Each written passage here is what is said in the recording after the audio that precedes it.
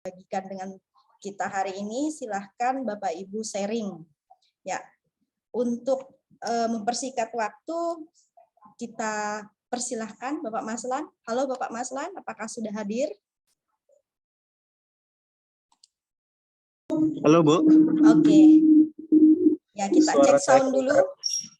Suaranya terdengar. Ulangi lagi Pak Maslan. Kita cek sound dulu. Ya, halo Pak Maslan.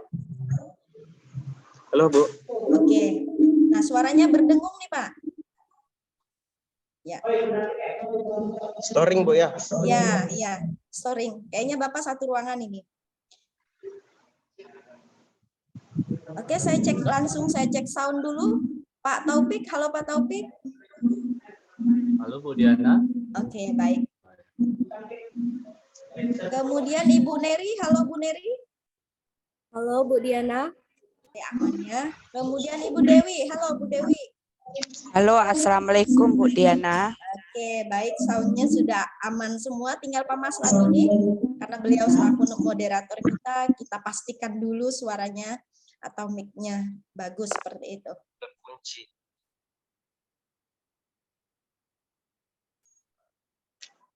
Ya, Pak Maslan sepertinya berpindah tempat ya Pak Maslan ya. Ya Bu, saya pindah tempat dulu. Oke, baik. Ya, mohon izin Pak Tanu, Bu Murni. Ini teman-teman guru kepala sekolah, sepertinya ada beberapa sekolah yang nge-zoom-nya bareng seperti itu, satu sekolah, satu layar seperti itu.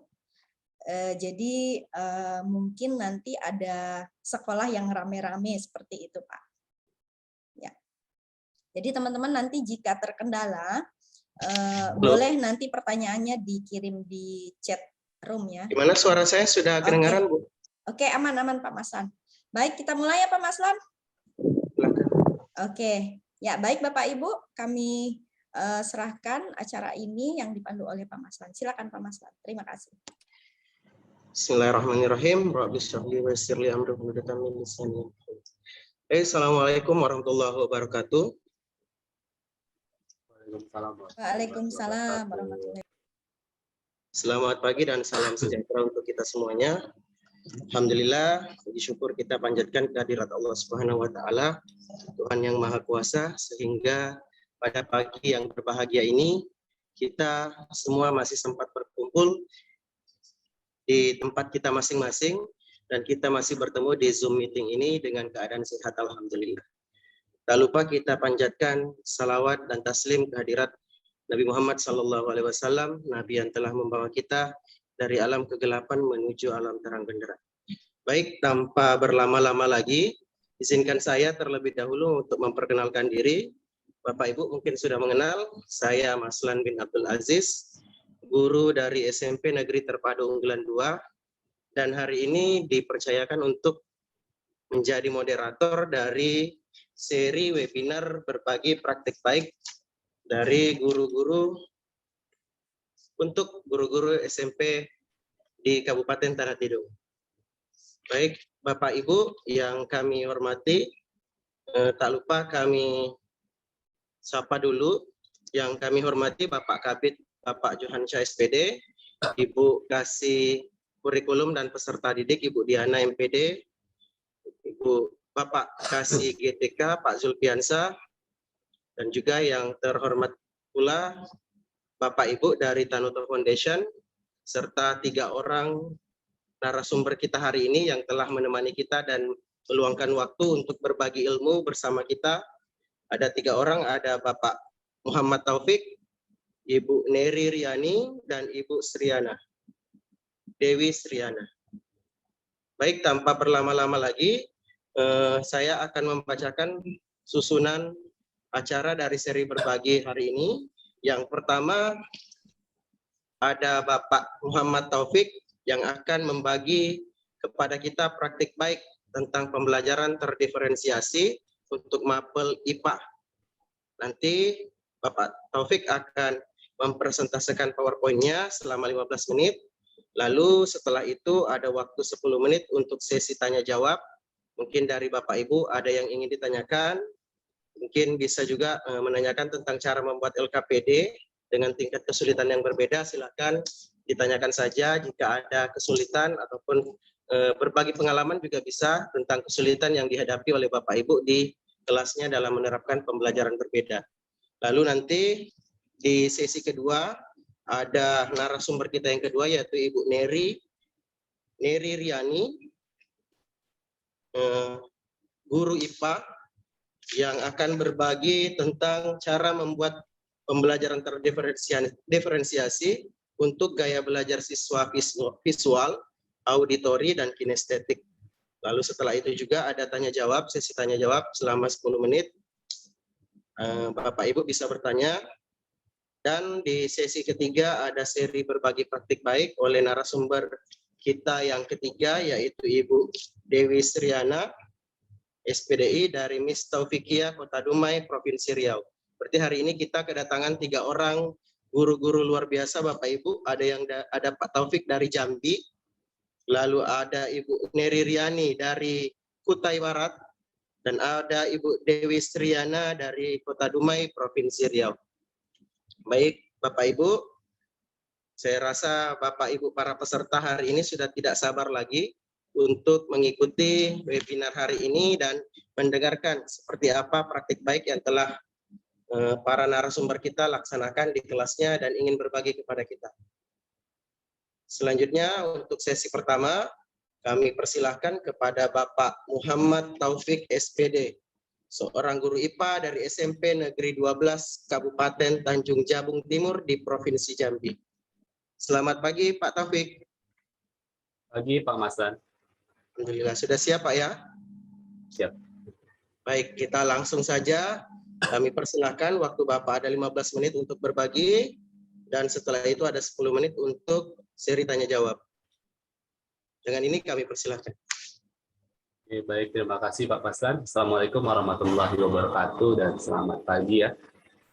Senang bisa berjumpa Bapak Ibu sekalian. Alhamdulillah saya dan rekan-rekan mendarat online dengan selamat di Kalimantan Utara ya, Kabupaten Tanah Tidung. Biasanya kita sering di Kalimantan Timur.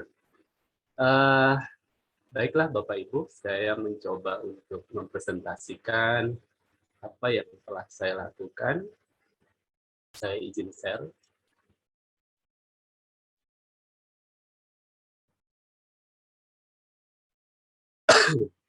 Terlihat ya? Terlihat Pak Masa? Ya, terlihat. Sedang loading. Oh, terlihat. Jelas Pak, terlihat. Oh,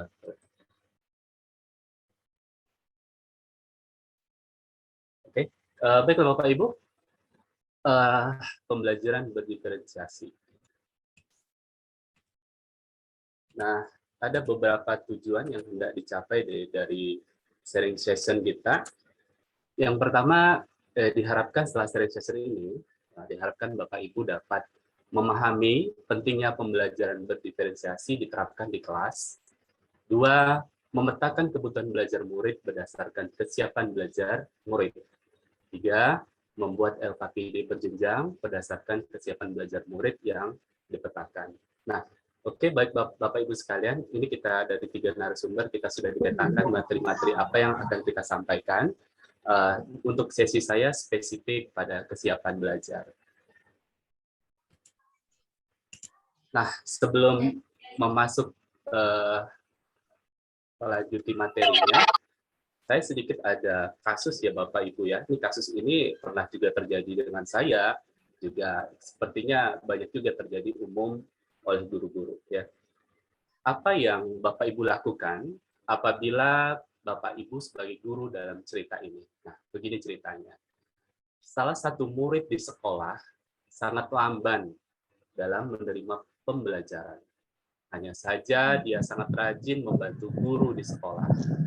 Saat ulangan atau ujian sekolah, murid tersebut mendapat nilai rendah.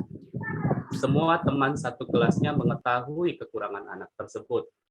Saat memberi nilai akhir untuk rapor, guru bingung atau guru galau ya, harus memberi murid tersebut penilaian.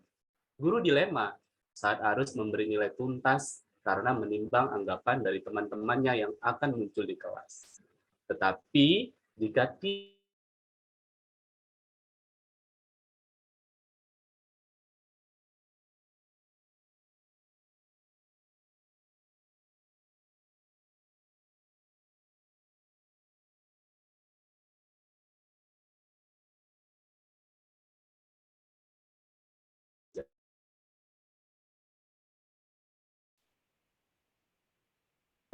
bagaimana solusi dari permasalahan ini agar tidak terulang kembali? Saya minta pendapat dari Bapak Ibu sekalian ini, Pak Maslan, adakah relawan? Kalau tidak ada relawan, mungkin kita coba paksawan ya.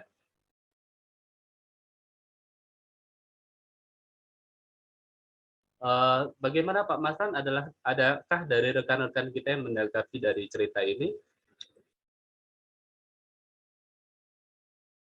Karena tidak begitu. Oh, saya nih ada yang open kamera. Bagaimana Pak Indra Kurniawan? Silakan open mic-nya Pak Indra Kurniawan. Bagaimana menurut Pak Indra? Bagaimana solusi ini dari permasalahan ini agar tidak terulang kembali? Kalau saya Pak, ini kan kita sudah bagi penilaian psikomotor, kognitif, sama efektif. Nah, kalau memang di kognitif anak ini kurang, maka kita memberikan nilai apa adanya. Tapi kan ada penilaian efektif. Penilaian efektif. Maka nanti kita berikan nilai yang maksimal di situ karena mengingat anak ini sangat rajin dan bersemangat gitu. Jadi nilai efektifnya nanti kita pulkan begitu. Oke. Kalau Pak Indra di posisi ini, akankah memberi nilai tuntas? Kalau saya memberi nilai tuntas, Pak. Oke, terima kasih Pak Indra. Adakah dari... Kalau saya kan guru olahraga, Pak. Jadi memang yang lebih condong dinilai kan efektif dan itu psikomotornya. Oke, Pak Indra guru olahraga. Ada rekan dari rekan yang lain?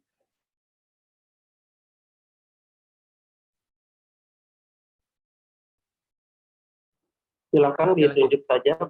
Nah, ada yang raise hand, Bapak. Ada Bu Mardawiyah dari SMP 4. Silakan Bu Mardawiyah.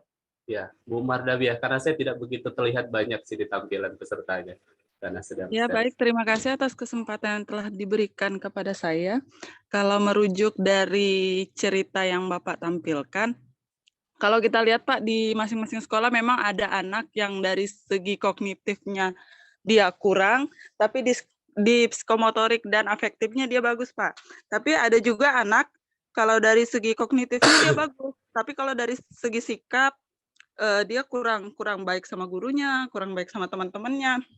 Nah, kalau saya di posisi ini, kalau memang nilai kognitifnya kurang, saya bisa pertimbangkan di nilai afektif sama psikomotoriknya Pak. Dan saya akan tuntaskan dengan nilai kalau bisa standar KKM saja, tidak terlalu tinggi juga dan tidak terlalu rendah. Sekian dari saya, Pak. Oke, terima kasih Bu Mardawiyah ya. Jadi sepakat memberikan nilai tuntas. Oke, saya lanjutkan. Nah, pembelajaran berdiferensiasi adalah solusi dari permasalahan ini. Jadi sebenarnya kita para guru tidak perlu galau-galau dalam kondisi ini apabila kita menangani dengan cara pembelajaran berdiferensiasi. Nah, pembelajaran berdiferensiasi adalah usaha guru untuk menyesuaikan proses pembelajaran di kelas untuk memenuhi kebutuhan belajar murid, individu murid. Karena apa? Karena murid kita sangat beragam. Di antaranya kecepatan belajar yang berbeda-beda, minat yang berbeda, gaya belajar yang berbeda, dan banyak sekali keberagaman murid yang mempengaruhi mereka dalam pembelajaran. Kita dapat melihat kebutuhan belajar murid berdasarkan 3 aspek. Yang pertama, kesiapan belajar murid, minat murid, dan profil murid. Kesiapan belajar murid, ya, ini merupakan kapasitas untuk mempelajari materi, konsep, atau keterampilan baru, sebuah tugas yang mempertimbangkan tingkat kesiapan murid akan membawa murid keluar dari zona nyaman mereka dan memberikan mereka tantangan, namun dengan lingkungan belajar yang tepat dan dukungan yang memadai. Mereka tetap dapat menguasai materi atau keterampilan baru. Nah, ini yang terpenting. Sehingga murid akan menunjukkan kinerja yang lebih baik jika tugas-tugas yang diberikan sesuai dengan keterampilan dan pemahaman yang mereka miliki sebelumnya. Nah, oke, baik Bapak Ibu sekalian, saya akan coba sedikit lingkungan sekolah saya ini lingkungan daerah kabupaten, merupakan kabupaten baru juga dengan berbagai macam kekurangannya. Jadi di sini saya mencoba mempraktikkan pembelajaran berdiferensiasi yang sangat sederhana. Sangat sederhana sekali, tapi ini sudah berdiferensiasi. Ya, praktik pembelajaran berdiferensiasi dengan memperhatikan kesiapan belajar murid. Di sini saya buat dengan LKPD berjenjang. Bagaimana saya melakukannya? Yang pertama, saya memetakan pengetahuan awal murid. Ya, saya petakan bisa melalui penilaian formatif sebelumnya, bisa melalui refleksi murid, bisa juga dengan tanya jawab, bisa juga dengan pretest atau yang lainnya. Ya. Dua, setelah saya petakan, murid dibagi menjadi 2 kelompok besar. Saya bagi hanya 2 saja. Pertama, kelompok murid dengan kelompok pengetahuan lanjut dan kelompok pengetahuan dasar. Misalnya, saya asumsikan terdapat 25 murid. Ya, dari analisis saya, terdapat 10 orang murid berpengetahuan lanjut dan 15 murid berpengetahuan dasar. Lalu, masing-masing kelompok terdiri dari 5 orang murid, sehingga terdapat 2 kelompok kecil pengetahuan lanjut dan 3 kelompok kecil pengetahuan dasar. Nah, murid dikelompokkan dengan syarat tidak ada pelabelan. Saya tidak memberikan pelabelan. Oh, ini kelompok yang cerdas, oh ini yang belum cerdas, tidak ada pelabelan di sana. Jadi dilakukan senatural mungkin, sealami mungkin. Ya. Kemudian saya distribusikan LKPD berjenjang yang disesuaikan dengan pengetahuan awal murid tadi. Nah, dalam proses pembelajaran, guru lebih banyak memberikan bantuan pada kelompok dasar. Saya lebih sedikit agak konsentrasi pada kelompok yang berpengetahuan dasar. Dan sedikit bantuan pada kelompok lanjut.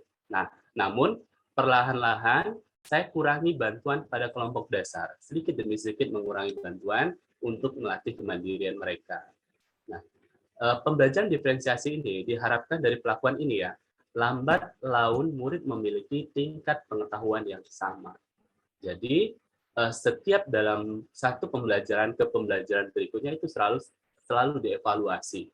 Ya, bisa saja yang awalnya siswa setelah diberi perlakuan ini, bisa saja yang siswa yang awalnya berada di kelompok pengetahuan dasar nanti menuju pada pengetahuan lanjut. Yang diharapkan tadi semuanya sama, homogen semua dari perlakuan ini. Nah, catatan penting ya Bapak Ibu ya. Mendapatkan informasi tentang kebutuhan belajar murid tidak selalu melibatkan sebuah kegiatan yang rumit. Terkadang kita sudah pesimis, rumit sekali, harus begini, harus begitu. Ternyata tidak seperti itu. Bisa dilakukan dengan sesuatu yang sangat sederhana. Nah, berikutnya catatan kedua, guru yang terbiasa mendengarkan dengan baik murid-muridnya biasanya akan lebih mudah mengetahui kebutuhan belajar murid-muridnya. Nah, pada dasarnya tadi sudah multitasking ya, pada dasarnya kita sudah sering melakukan berdiferensiasi. Contohnya saat di kelas dalam pembelajaran kan ada anak-anak yang merasa pengetahuannya kurang. Nah, kadang kita lebih fokus memperhatikan dia. Dan kita juga sudah terbiasa juga ini fokus memperhatikan juga, tapi pembelajaran tetap maksimal juga. Jadi multitasking kita serba bisa. Itu sudah kita lakukan, tapi mungkin belum menyadari. Sebenarnya ini sudah. Saya coba stop share dulu. Saya akan memperlihatkan contoh RPP yang saya buat sangat sederhana tadi sama LKPD.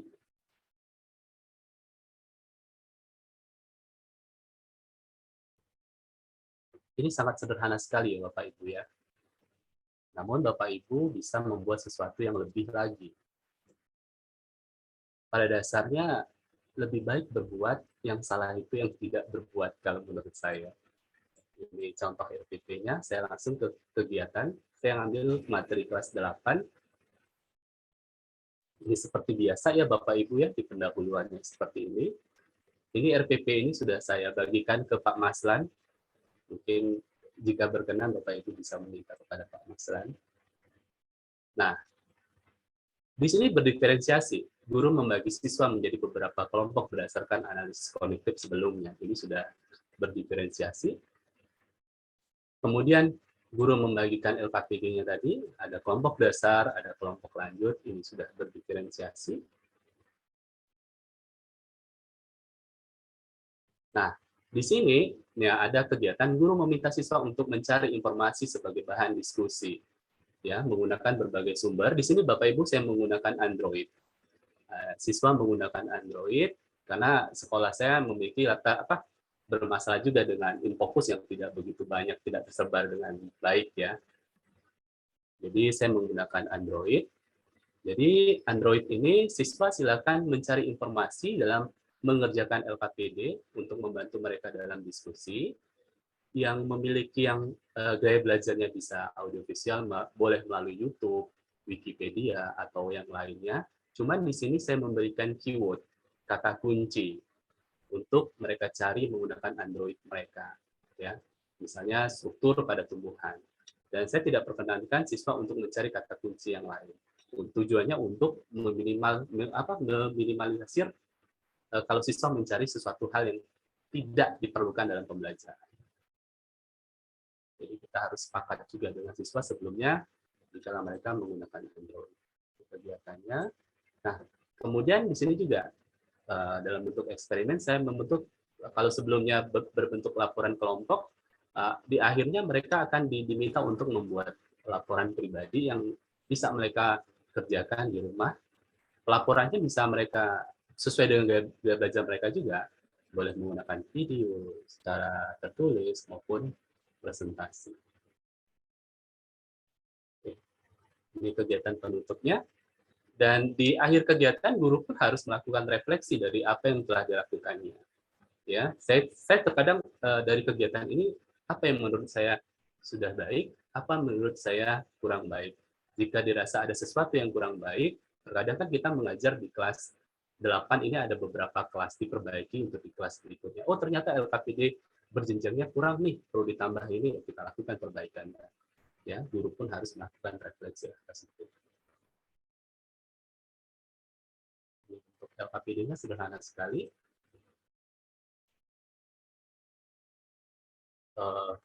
LKPD yang kita buat di antara kelompok dasar dan kelompok lanjut memiliki tujuan pembelajaran yang sama, bukan tujuan pembelajaran yang berbeda.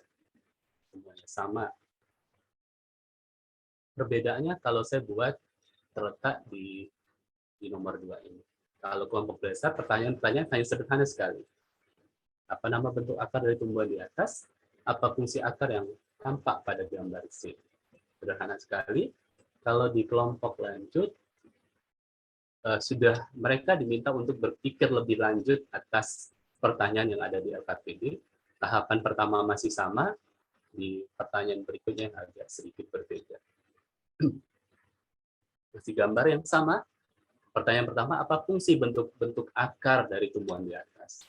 Saya minta untuk menyebutkan itu. Yang kedua, menurut kalian, ini sudah berpikir tingkat lanjut, menurut kalian apa kaitannya fungsi akar dengan proses fotosintesis yang terjadi pada daun? Spesifik saya minta pada daun. Oke, sepertinya hanya itu Pak Maslan, karena waktu yang diberikan agak terbatas. Cukup sekian, terima kasih. Saya kembalikan kepada moderator. Baik, terima kasih Pak Taufik, sungguh sangat menarik. Saya rasa teman-teman dan Bapak Ibu guru ini sudah mulai menemukan sesuatu yang ternyata seperti ini diferensiasi. Sebagai informasi Bapak Taufik, teman-teman dari Kabupaten Tanah Tidung ini pada tahun lalu memang kami sudah didampingi oleh Taruto Foundation dan kami sudah mendapatkan materi tentang asesmen diagnostik dan juga tentang pembelajaran terdiferensiasi. Namun pembelajaran terdiferensiasi ini yang kami dapatkan kemarin itu masih kulit-kulitnya. Dan hari ini sudah masuk ke dalam isinya. Jadi sudah diperkenalkan sama oleh Pak Muhammad Taufik bahwa ternyata buat RPP-nya seperti ini dan lembar kerja siswa sesuai kelompoknya ternyata bedanya di sini. Nah, baik Bapak Ibu, untuk Bapak Ibu yang sudah mulai penasaran dan juga Bapak Ibu yang ingin bertanya, kami persilahkan.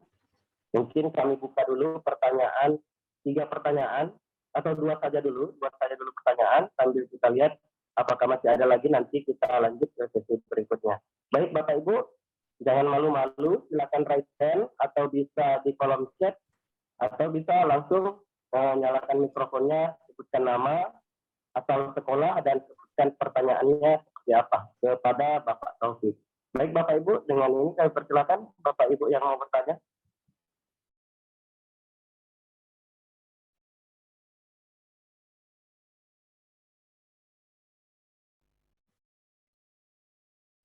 Silakan Bapak Ibu, guru-guru SMP, mungkin ada Bapak Ibu yang sudah pernah mengikuti pelatihan yang saya katakan kemarin, tahun yang lalu, atau Bapak Ibu yang baru perdana hari ini mendapatkan, oh ternyata ada yang namanya pembelajaran terdiferensiasi.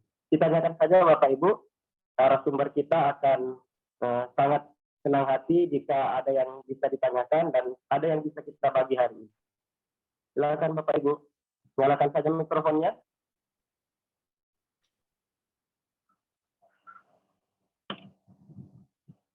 Masih belum panas sepertinya ini Pak Taufik. Atau sudah memahami itu Pak? Sepertinya sudah memahami ya. Jadi sudah penjelasan, karena penjelasan Pak Taufik sudah poin, makanya mereka bisa langsung paham gitu Pak. Ayo Bapak Ibu, jangan malu-malu. Kalau tidak ada nanti saya yang bertanya Pak. Ya, ada dari SMP Negeri 6 Tanah Tidung. Silakan Bapak Ibu sebutkan nama serta asal sekolahnya, lalu nyalakan mikrofonnya lalu sebutkan namanya. Silakan.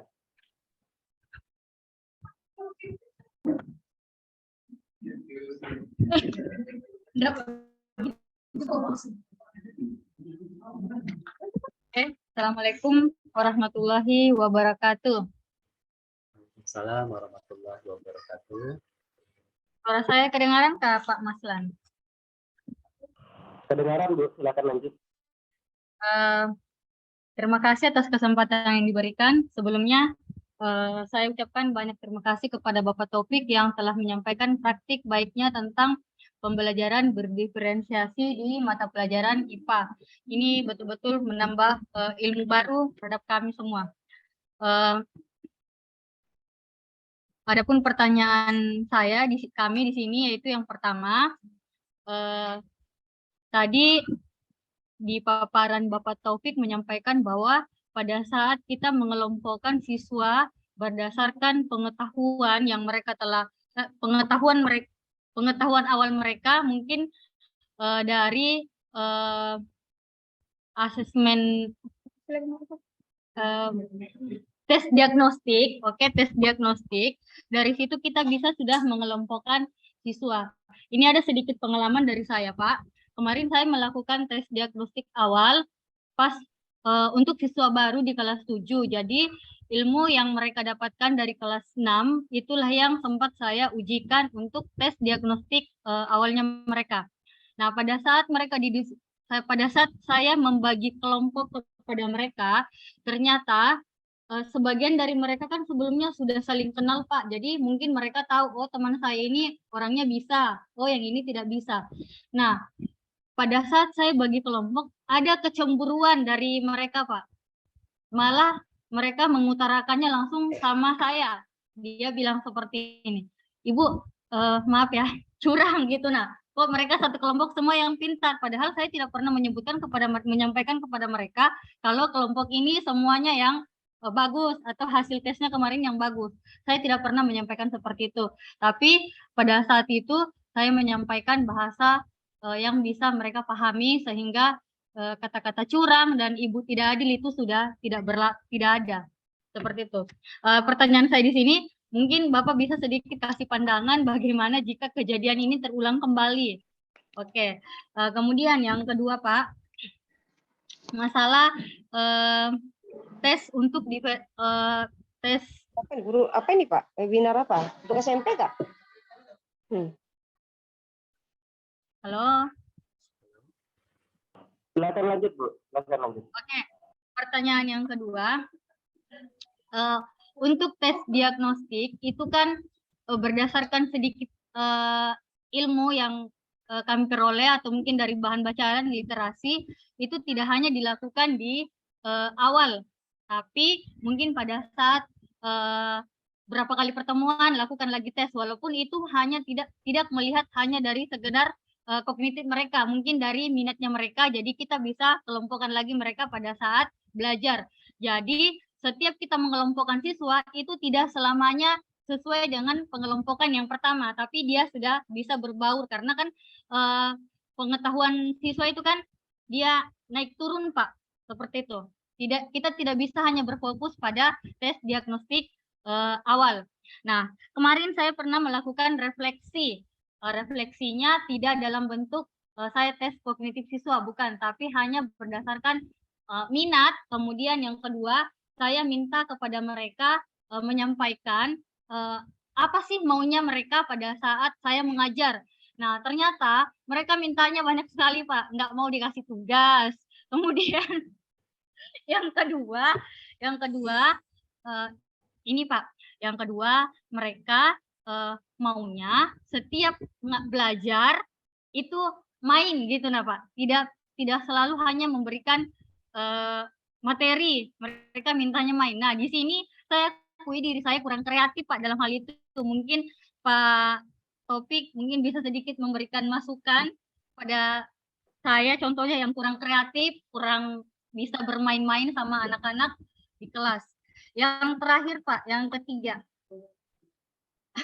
Borong Pak Maslan, maaf ya Pak Maslan ya. Yang ketiga. Ya, ada apa-apa. Oke, yang ketiga masalah. Yang ini yang moderator ya. Yang ketiga masalah LKPD. LKPD-nya tadi yang seperti disampaikan oleh Bapak Topik itu tesnya terbagi atas 2 untuk kelompok dasar sama kelompok yang sudah paham. Maksud seperti itu ya Pak? Agak paham dibandingkan temannya itu ya. Iya Pak. Iya. Ada dua jenis tesnya. Nah, pada saat kita membagikan LKPD dengan model soal yang berbeda, bagaimana nanti dengan tesnya Pak? Misalkan kita akan memberikan tes, apakah tesnya itu kita berpacu sama soal-soal yang pernah kita berikan ke kelompok yang dasar atau kelompok yang sudah atas? Masalahnya kalau kita berfokus pada soal yang pernah kita berikan di kelompok atas, bagaimana mereka yang ada di kelompok bawah yang belum pernah melihat soal tersebut atau belum pernah mengerjakan soal tersebut.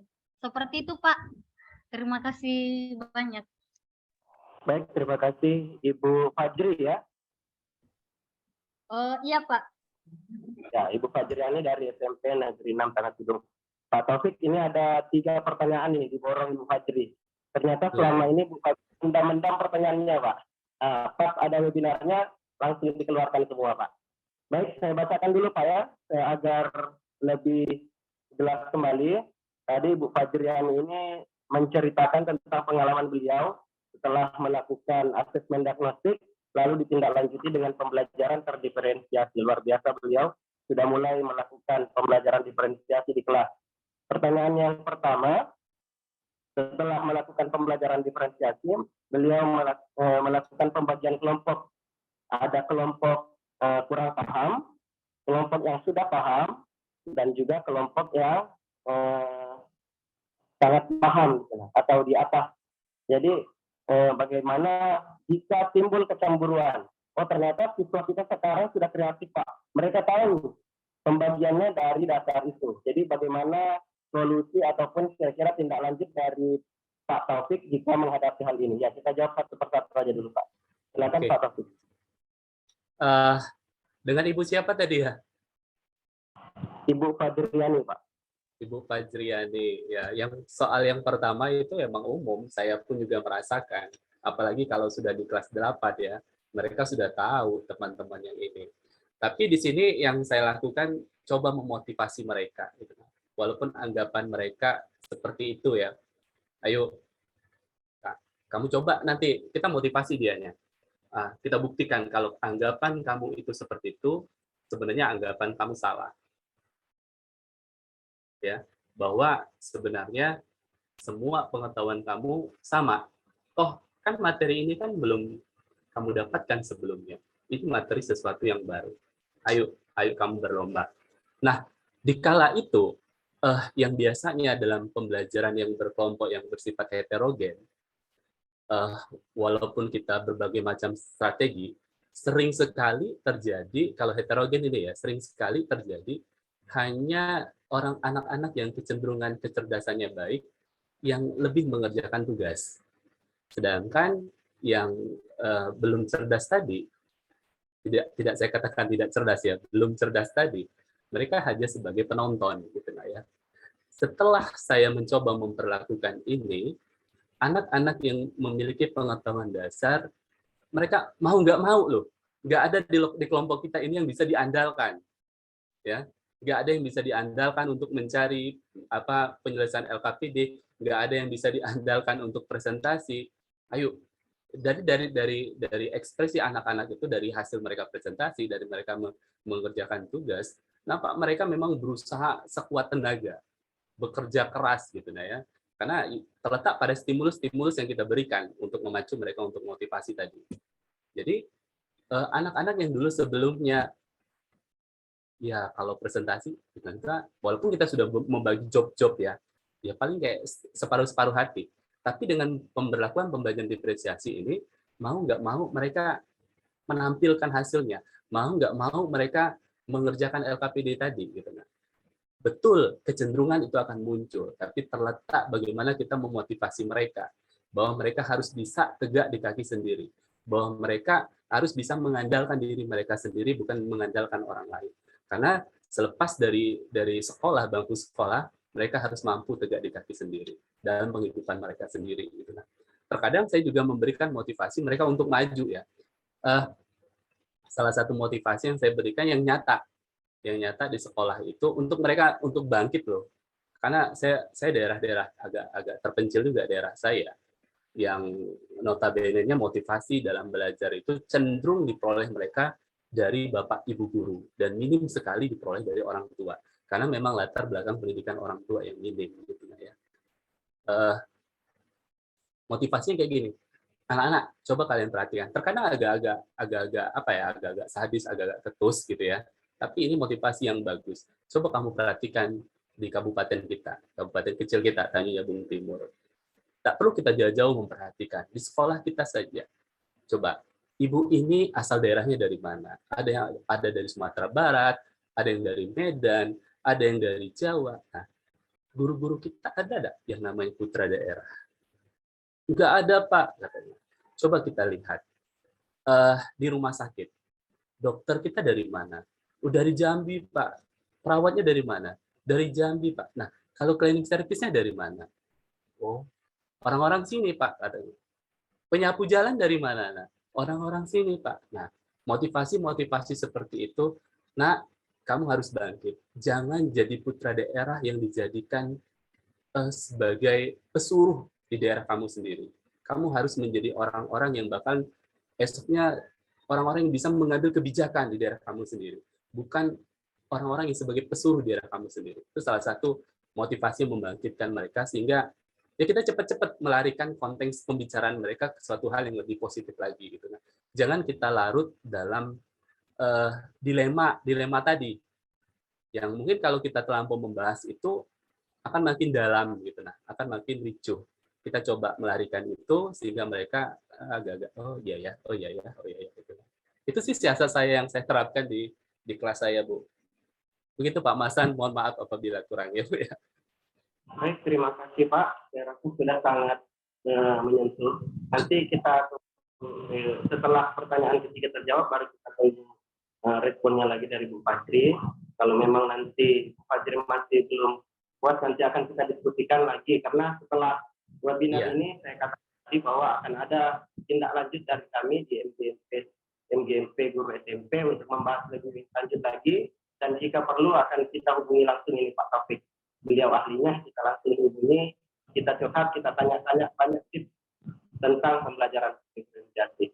Baik Pak Taufik, kita lanjut ke pertanyaan kedua. Bu Fajri tadi mengatakan bahwa untuk asesmen diagnostik ini ada pengelompokan siswa yang berbeda-beda. Artinya berdasarkan gaya belajar, dan setelah ditanya berdasarkan minat dan sebagainya.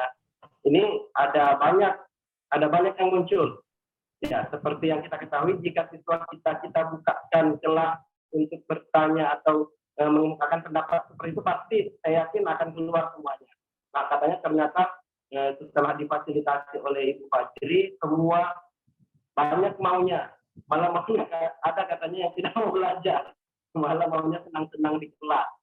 Ya, ini salah satu tantangan juga buat kita di sini ya, Bapak Ibu guru, bahwa jika siswa kita maunya seperti apa, jika kita tidak turuti, nanti mereka malah ngambek-ngambekan tidak mau belajar. Tapi jika kita turuti pula, nanti malah ya ujung-ujung belajarnya kapan?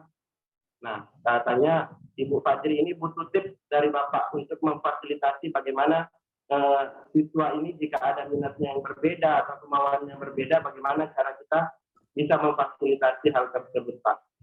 Silakan Pak Taufik.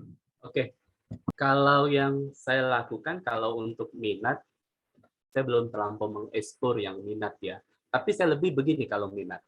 Pada dasarnya minat itu bisa berdiferensiasi. Nanti saya beri salah satu contoh bagaimana minat untuk bisa berdiferensiasi.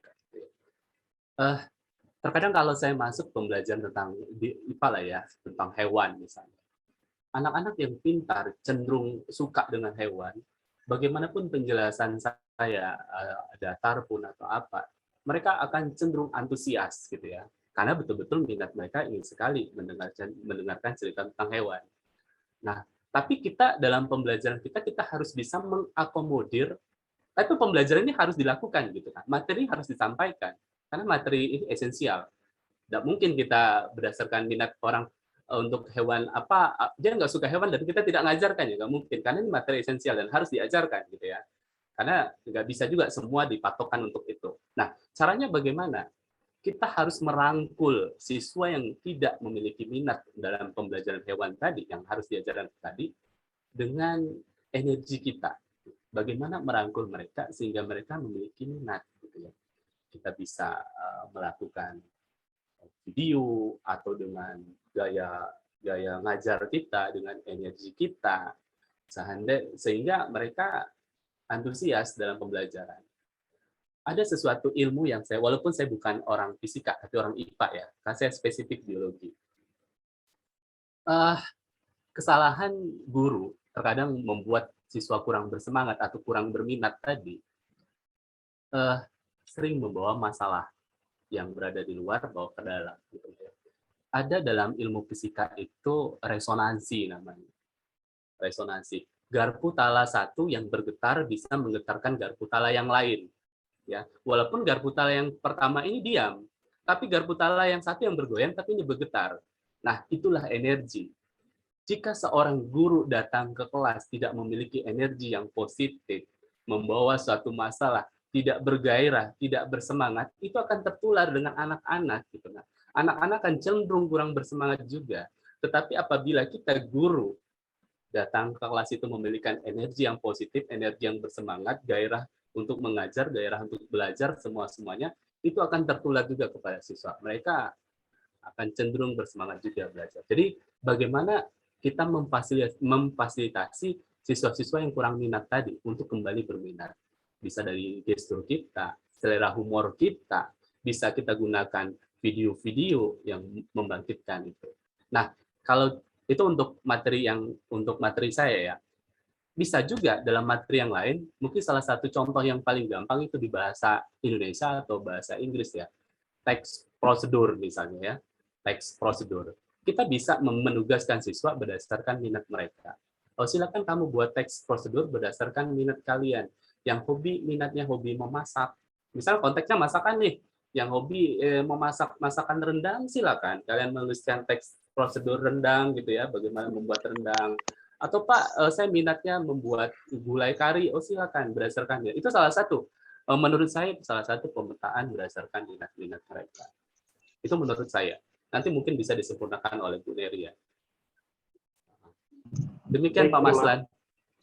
Baik Pak, terima kasih Pak. Ya, Bu Fajri jangan berhenti penasaran karena pertanyaan Ibu nanti akan disinggung pula oleh pemateri kita selanjutnya. Nah, pemateri selanjutnya nanti akan membahas tentang strategi pembelajaran terdiferensiasi berdasarkan minat ataupun gaya belajar siswa. Oke, selanjutnya pertanyaan yang ketiga Pak. Ini tentang LKPD. Tadi Bapak sudah menampilkan ada 2 jenis LKPD. Yang pertama untuk tingkat lanjutan dan tingkat asal. Lalu saat tes ini diberikan, saat pembelajaran di kelas, lalu bagaimana nanti saat kita ingin memberikan tes. Misalkan kita ingin memberikan ulangan harian, LKPD yang mana yang kita jadikan sebagai nanti tes, atau yang mana yang harus kita jadikan sebagai soal dari yang diberikan satu kelas ini. Apakah kita berikan berbeda pula ataupun kita ambil yang tengah-tengah? Seperti itu pertanyaannya, Pak. Silakan Pak Taufik. Oke. Kalau di awalnya kita sudah melakukan sesuatu yang berbeda, LKPD yang berbeda, tentu evaluasinya juga berbeda. Dengan syarat tujuan pembelajaran sama. Cuman bentuk variasi soal yang saja berbeda. Jadi kita berlakukan berbeda juga. Sampai akhirnya pun, kalau seandainya tetap ada perbedaan di antara mereka, ujian akhir pun sebenarnya menurut saya harus berbeda pula gitu ya. Karena sudah ada perlakuan yang berbeda, tapi tetap tujuan pembelajaran yang sama dan indikator yang sama. Kan sayang sekali kalau seandainya di kelas kita memiliki anak yang berada di kompetensi yang bagus ya, sedangkan untuk kurikulum 13 yang di kelas 8 ini kompetensi dasar yang ingin dicapai sangat sederhana, sedangkan mereka bisa menjangkau sesuatu yang lebih. Ya, kita kasih sesuatu pengayaan pada mereka, materi-materi pengayaan. Kita harus mengakomodir mereka tadi, bahwa mereka bisa lebih. Gitu. Sayang sekali kalau kita tekan mereka untuk tidak berkembang dengan kompetensi dasar yang menurut mereka masih, misalnya ya, masih ya dengan gampang mereka peroleh. Kita kasih materi pengayaan, indikator pengayaan. Gitu. Ya, itu berbeda Pak Mas, tetap berbeda sesuai dengan awalnya, karena diperlakuan berbeda tadi. Idealnya berbeda Pak ya? Iya. Meskipun di lapangan saat ini kita masih memberikan sama. Iya. Ya. Kita tidak perlu memberikan soal yang banyak-banyak kalau evaluasi. Asal tujuan pembelajaran tercapai, cukup gitu nah. Dengan soal-soal yang bisa mencapai tujuan pembelajaran saja. Baik, begitu Pak. Baik Pak, sudah sangat jelas Pak. Semoga Ibu Fajriani juga seperti itu ya. Bagaimana Ibu Fajri? Kalau memang kurang jelas nanti kita bahas lebih lanjut lagi, kita diskusikan saat MGP, tindak lanjut dari kegiatan webinar ini. Baik, Bu Fajri. Oke. Kita lanjut saja. Baik Pak Taufik, ini kemarin tuh saya kasih gajinya. Jusia, sepertinya Ibu Jusia dari SMP 5 Tanjung malu-malu ini Pak. Jadi dia menggunakan kolom chat. Mungkin atau jaringannya masih kurang stabil untuk bertanya langsung dan menyalakan video, makanya beliau melalui kolom chat. Pertanyaannya seperti ini Pak.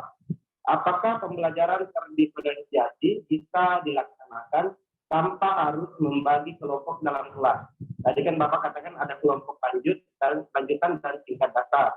Lalu katanya apakah bisa terlaksanakan tanpa harus membagi kedua kelompok itu?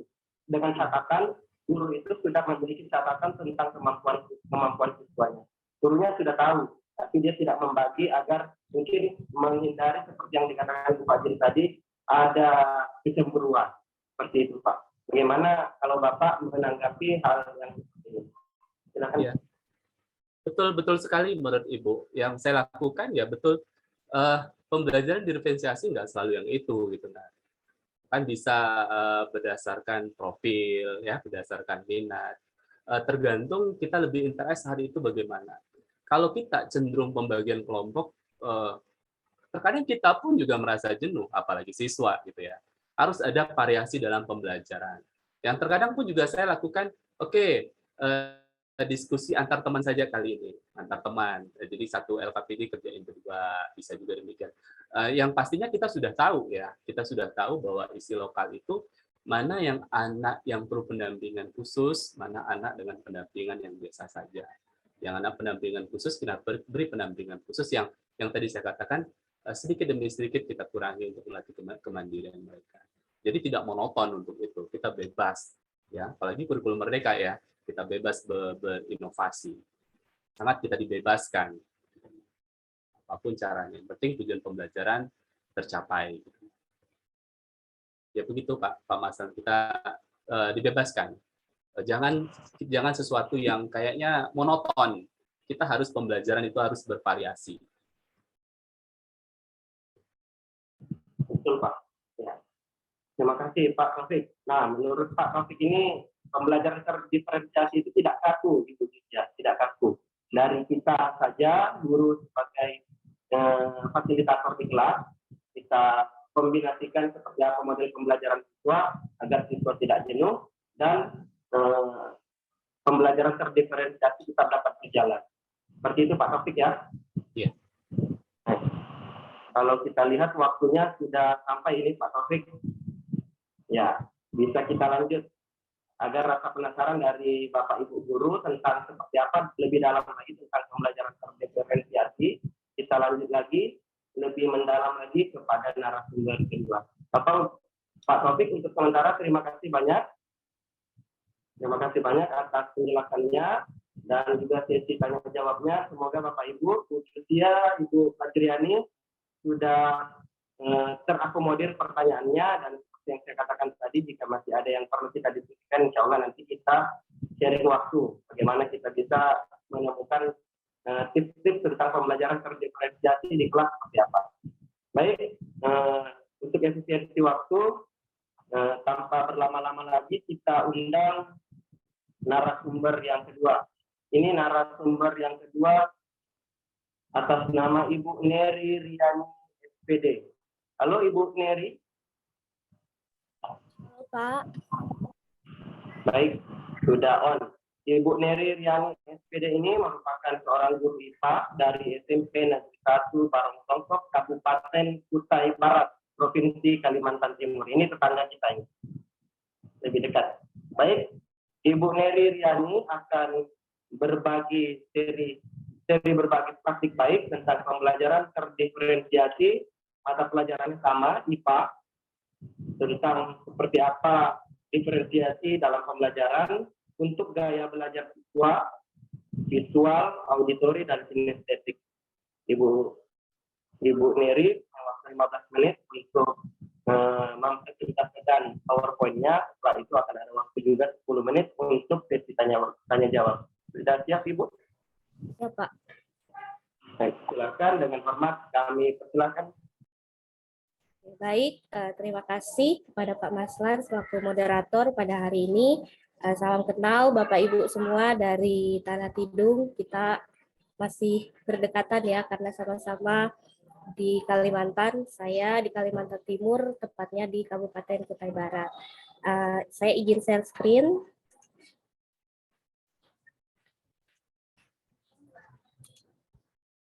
Oke, apakah sudah terlihat Pak Maslan?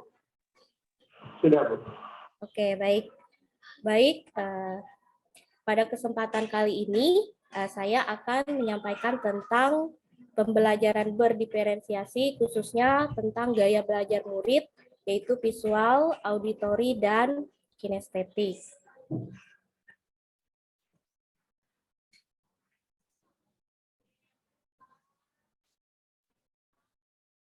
Adapun untuk tujuan dari kegiatan sharing kita, yaitu diharapkan nanti kita mampu memetakan kebutuhan belajar murid berdasarkan gaya belajar murid, kemudian yang mampu menekan proses pembelajaran berdiferensiasi, terkhususnya yaitu tentang gaya belajar murid ini, yaitu visual, auditori, dan kinestetik di kelas kita masing-masing. Sebelum saya lanjut ke materi, mungkin kita bisa berbagi sedikit tentang pengalaman kita di sekolah masing-masing, Bapak Ibu. Mungkin selama ini kita sudah mengajar di kelas. Nah, saya ingin dengar sharing tentang bagaimana tipe murid Bapak Ibu di kelas ketika mengikuti kegiatan pembelajaran. Apakah murid di kelas Bapak Ibu mempunyai tipe yang sama dalam mengikuti kegiatan pembelajaran, ataukah mereka punya tipe yang berbeda-beda dari apa yang kita lihat selama ini ketika kita melakukan proses pembelajaran di kelas? Bagaimana Bapak Ibu? Ada yang bersedia membagikan pengalamannya? Silakan Bapak Ibu. Jika memang tidak ada, Ibu Neri bisa tunjuk saja salah satunya agar ada feedback dari peserta kita. Tunjuk saja salah satu dari partisipan kita hari ini. Baik, saya minta kalau bisa Ibu Grace dari SMPN 6 KTT boleh sharing tentang pengalamannya selama ini. Ibu Grace, halo. Halo Ibu Grace.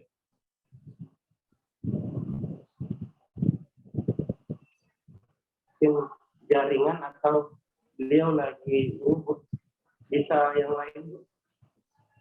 Boleh Ibu Ratna, di sini saya lihat ada Ibu Ratna. Ibu Boleh. Ratna dari P3. Silakan Ibu. Pertanyaannya ada di share screen Ibu Neri. Bagaimana pengalaman Ibu selama ini ketika melakukan kegiatan pembelajaran di kelas? Apakah tipe murid yang Ibu ajar itu berbeda ataukah satu kelas itu tipenya sama seperti itu? Oke, terima kasih. Halo Ibu Ratna, salam kenal Bu. Ya.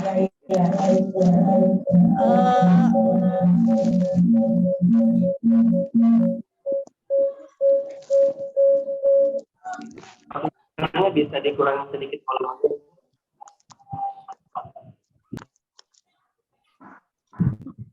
Oke, sudah masuk. Silakan. Oke, terima kasih. Kalau untuk di anak-anak kami di sini, kalau masalah untuk tipe belajar mereka itu sangat berbeda. Karena sebagian ada yang memahami apa yang kami sampaikan, dan sebagian ada yang kurang memahami. Jadi kami menyampaikan materi itu sesuai dengan apa yang kami sampaikan. Jadi kalau untuk pengelompokannya itu Bu, kami berikan suatu soal di mana kami nanti menilai di mana kemampuan anak-anak itu masing-masing. Ya, terima kasih. Oke, baik. Terima kasih banyak Ibu Ratna dari SMPN 3 KTT untuk tanggapannya. Nah, mungkin masih ada Bapak Ibu yang lain yang ingin memberikan tanggapan. Sepertinya belum ada ya Pak Maslan. Kita lanjut saja ya. Oke, baik.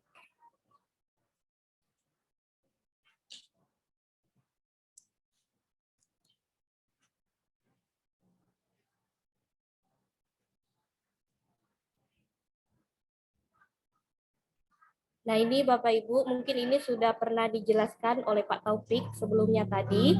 Kebutuhan murid itu menurut Tomlinson itu kita dapat mengkategorikan kebutuhan murid itu dalam 3 aspek, yaitu kesiapan belajar murid seperti yang sudah dijelaskan oleh Pak Taufik sebelumnya.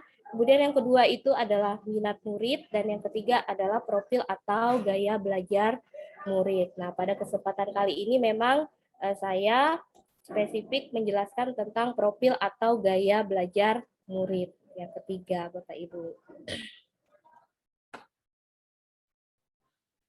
Nah, bagaimana caranya kita untuk mengetahui kesiapan belajar murid, kemudian minat murid, serta profil atau gaya belajar murid ini bisa melakukan dengan cara observasi atau wawancara secara langsung kepada siswa kita atau murid kita, ataupun juga bisa menggunakan survei menggunakan angket. Nah, baik Bapak Ibu, karena saya spesifik tentang gaya belajar murid, nah di sini saya akan membagikan sedikit tentang bagaimana pemetaan kebutuhan belajar berdasarkan gaya belajar murid yang pernah saya lakukan di sekolah saya. Nah, di sini pemetaan kebutuhan belajar berdasarkan gaya belajar murid ini dibagi menjadi 3, yaitu visual, auditori, dan kinestetik. Nah, ini nama-nama murid saya Bapak Ibu di sini kebetulan saya mengajar di SMP Negeri 1 Barongtongko, Kabupaten Kutai Barat. Nah, kebetulan kami berada di tengah kabupaten untuk sekolah saya. Nah, untuk yang visual ini ada beberapa murid, kemudian ada auditori dan kinestetik. Nah, kemudian bagaimana cara kita membagi proses pembelajaran mereka? Nah, misalnya yang visual. Nah, saat menjelaskan saya menggunakan banyak gambar atau bentuk visual karena dia yang visual ini adalah siswa yang lebih cenderung kepada indera penglihatannya. Nah, kemudian untuk yang auditori, nah auditori ini dia lebih kepada pendengaran ya Bapak Ibu. Nah, kita bisa memberikan kesempatan bagi murid untuk mengakses sumber belajar yang dapat didengarkan murid secara lisan, misalnya dengan audio, atau guru juga bisa menyiapkan materi berupa audio bagi murid. Nah, kita bisa menyiapkan materi berupa audio. Nah, kemudian untuk yang kinestetik ini, mereka ini cenderung kepada gerakan. Atau biasanya mereka ini adalah siswa-siswa yang belajar, mereka tidak bisa hanya diam. Gitu. Nah, untuk yang kinestetik ini, kita bisa membuat beberapa sudut belajar atau display yang ditempel di tempat-tempat berbeda, tentunya masih di dalam ruang lingkup kelas, untuk memberikan kesempatan murid bergerak ketika mengakses informasi. Jadi dia bisa jalan-jalan di setiap sudut kelas untuk melihat informasi materi yang kita berikan. Nah, kemudian bagaimana caranya kita mengelompokkan siswa ini berdasarkan visual, auditori, dan kinestetik. Di sini Bapak Ibu, saya cenderung menggunakan yang ketiga, yaitu menggunakan angket gaya belajar murid. Nah, sebenarnya bukan hanya angket Bapak Ibu, bisa saja kita nanti menggunakan observasi secara langsung, atau mungkin jika murid Bapak Ibu tidak terlalu banyak, bisa juga menggunakan wawancara secara langsung siswanya satu per satu tentang gaya belajar ini. Dia termasuk visual, auditori, atau kinestetik. Nah, kalau saya di sini kebetulan saya menggunakan angket gaya belajar murid. Nah, ini contoh angket yang sudah saya terapkan selama ini untuk mengetahui gaya belajar murid. Nah, misalnya saya bacakan satu. Nomor satu, ketika merangkai suatu barang, kamu lebih suka. Nah, kalau misalnya dia jawab yang A, mengikuti ilustrasi cara merangkainya, oh berarti dia termasuk siswa visual. Atau mungkin dia jawab yang B, mendengarkan orang membacakan ilustrasinya untuknya. Nah, biasanya dia berarti kalau dia mendengarkan berarti auditori, atau langsung mengerjakan tanpa mengikuti instruksi. Nah, berarti dia termasuk kinestetik seperti itu. Atau mungkin contoh yang lain, misalnya biasanya pada saat kamu tidak ada kegiatan, kamu lebih suka apa? Seperti itu. Misalnya dia jawab gelisah, tak bisa duduk tenang. Oh, berarti anak ini termasuk anak yang kinestetik. Kemudian jika dia menjawab berbicara dengan diri sendiri, oh auditori berarti. Nah, atau mungkin dia jawab yang C, melamun, menatap ke angkasa. Oh, berarti dia visual. Dia membayangkan apa yang ingin dia lakukan, seperti itu. Nah, ini adalah contoh angket gaya belajar murid untuk mengcover visual, auditori, dan kinestetik. Nah, kemudian Bapak Ibu, saya rasa untuk strategi pembelajaran berdiferensiasi ini sendiri, saya rasa Bapak Ibu mungkin sudah pernah tahu, yaitu ada 3, yaitu diferensiasi konten, kemudian proses, dan diferensiasi produk. Nah, untuk yang pertama tentang diferensiasi konten, nah konten ini adalah konten dapat kita artikan apa yang kita ajarkan untuk murid-murid kita. Nah, biasanya konten ini berhubungan dengan kebutuhan belajar murid menjadi dasar dalam praktek berdiferensiasi yang kita lakukan di kelas. Nah, kebutuhan belajar murid itu tadi, misalnya dia yang visual, auditori, atau kinestetik. Nah, konten ini yang kita sajikan, misalnya Bapak Ibu jangan berpikir terlalu ribet, misalnya saja untuk yang visual dan auditori itu bisa satu konten saja bisa. Kita tampilkan video pembelajaran. Nah, itu sudah mengcover tentang visual dan auditori. Bagi siswa visual, dia melihat videonya. Bagi siswa auditori, dia mendengarkan audio dari video pembelajaran tersebut.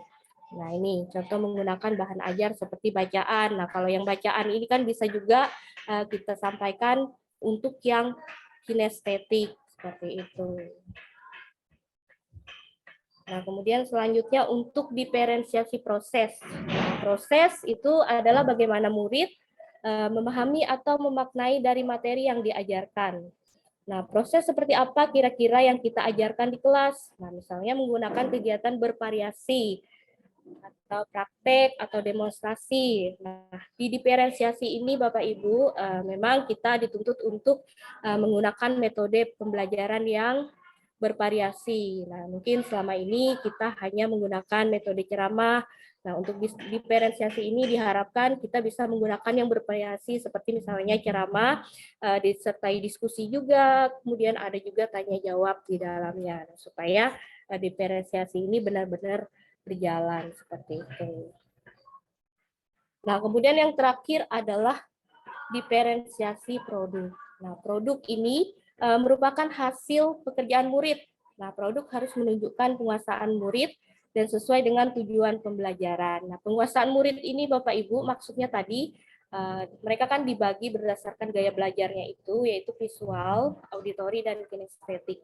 Nah, ketika kita memberikan mereka sebuah tugas untuk sebuah produk, nah nanti kita akan lihat, misalnya siswa yang visual itu dia produknya berupa apa, kemudian yang auditori itu berupa apa, kinestetik itu berupa apa, akan sangat tampak di sana. Jadi untuk produk ini kita jangan batasi siswa, oh mungkin kamu harus buat makalah seperti itu. Tidak Bapak Ibu, mungkin ada siswa yang dia lebih jago membuat sebuah video, atau mungkin dia lebih suka membuat audio, atau hanya membuat seperti tulisan seperti itu. Nah, di produk ini itu bisa juga untuk mengcover yang 3 tadi, yaitu visual, auditori, dan kinestetik seperti itu. Nah, kemudian ini yang terakhir Bapak Ibu, mungkin saya ingin berbagi sedikit tentang video penerapan pembelajaran berdiferensiasi yang pernah saya terapkan di sekolah saya. Nah, ini hanya sebagian saja ya Bapak Ibu untuk video pendeknya. Nah, ini saya ambil pada saat mengikuti kegiatan guru penggerak. Nah, ini adalah contoh siswa yang auditori. Nah, mereka mendengarkan headset, mungkin headsetnya tidak terlalu jelas, untuk mengerjakan LKPD yang saya berikan, seperti itu. Untuk mengulang kembali materinya, mereka mendengarkan melalui headset. Nah, kemudian ini adalah contoh siswa yang visual, mereka mengulang kembali materi itu dengan cara menonton video materi yang sudah saya berikan.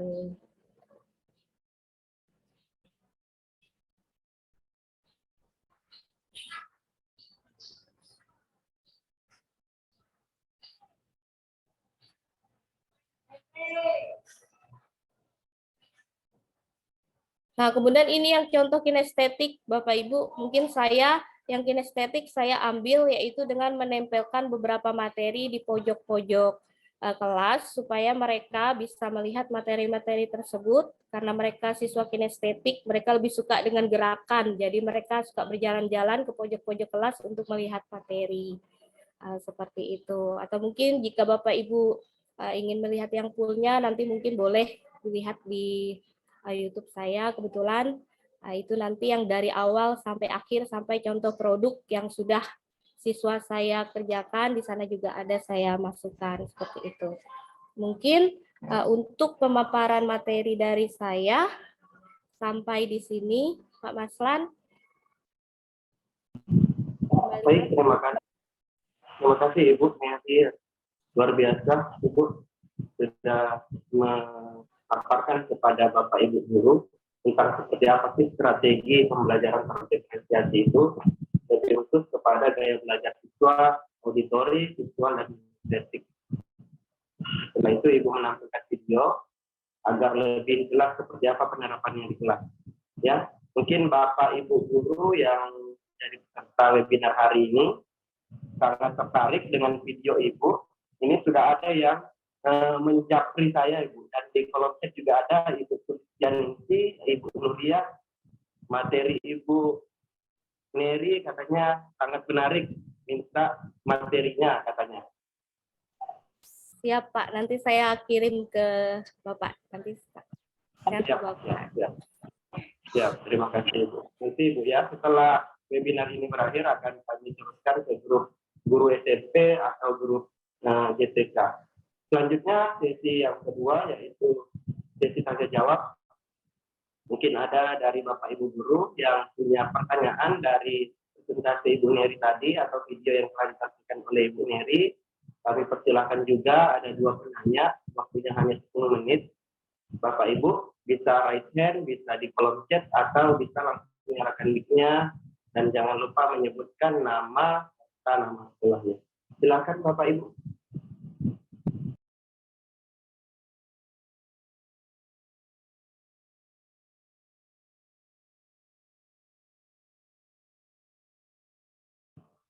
Ya, Bapak Ibu jangan malu-malu.